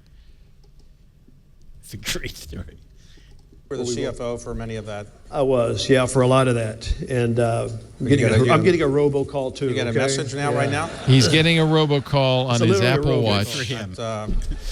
From President Trump or somebody? Or no? No, somebody wants to sell him a timeshare in beautiful Hawaii. If only there was a company that could find a way to block that. AT&T, if only there were a way. How, that robocall could be from, I wonder if it's from John Oliver. Wouldn't that be hysterical? Or even Devin Nunez's mom. Kevin Nunez's mom or cow? RoboCow. Ladies and gentlemen, thank you so much for being here. We do Twit every Sunday afternoon. We've moved the time up a little bit, although that just let us make the show longer. So really gained nothing. 2:15 Pacific, 5:15 Eastern. That's 21:15 UTC. If you want to watch live, you can go to twit.tv/live. You can listen live, too. We've got 2 audio streams there. If you'd like to join us in studio, we had a great studio audience. People from all over. Manchester, New Hampshire. We had Florida, Toronto, and Fort Worth, where the West begins. If you want to be part of our studio audience, just email tickets at twit.tv so we can put an uncomfortable chair out for you. We've done pretty well, right? Nice, uncomfortable? Yeah, good. See, I'm a little bit of a sadist. We get the most uncomfortable chair we can, and then we make the show as long as possible. Yeah. And it's fun to watch. We've also been pumping neurotoxin into the studio, so enjoy. That explains a lot. If you can't watch live, we've got on-demand versions of the show, audio and video, at twit.tv. That's our website. Best of all. Hey, look, there's Father Robert.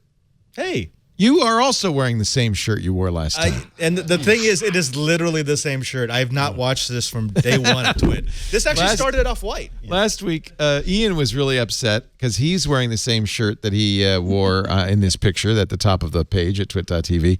And then I pointed out, well, that's okay because Robert is. And in fact, I was as well. It's a uniform. Yeah. No, you have to wear that. No, part of the deal. Yeah. Twit.tv or subscribe in your favorite podcast application. And that way you get a copy of it the minute it's available. Plenty of time for your Monday morning commute. We'll be back here tomorrow, 10 a.m. Pacific. That's 1 p.m. Eastern Time, 1700 UTC, for the big Apple pivot. Should be a very interesting stream, and we'll stay up as long as we can. So we're taking bets now. We got the charts, the bingo chart already. If anybody wants to make a wager as to how long. Thanks for joining us. We'll see you next time. Another twit is in the can. Bye bye.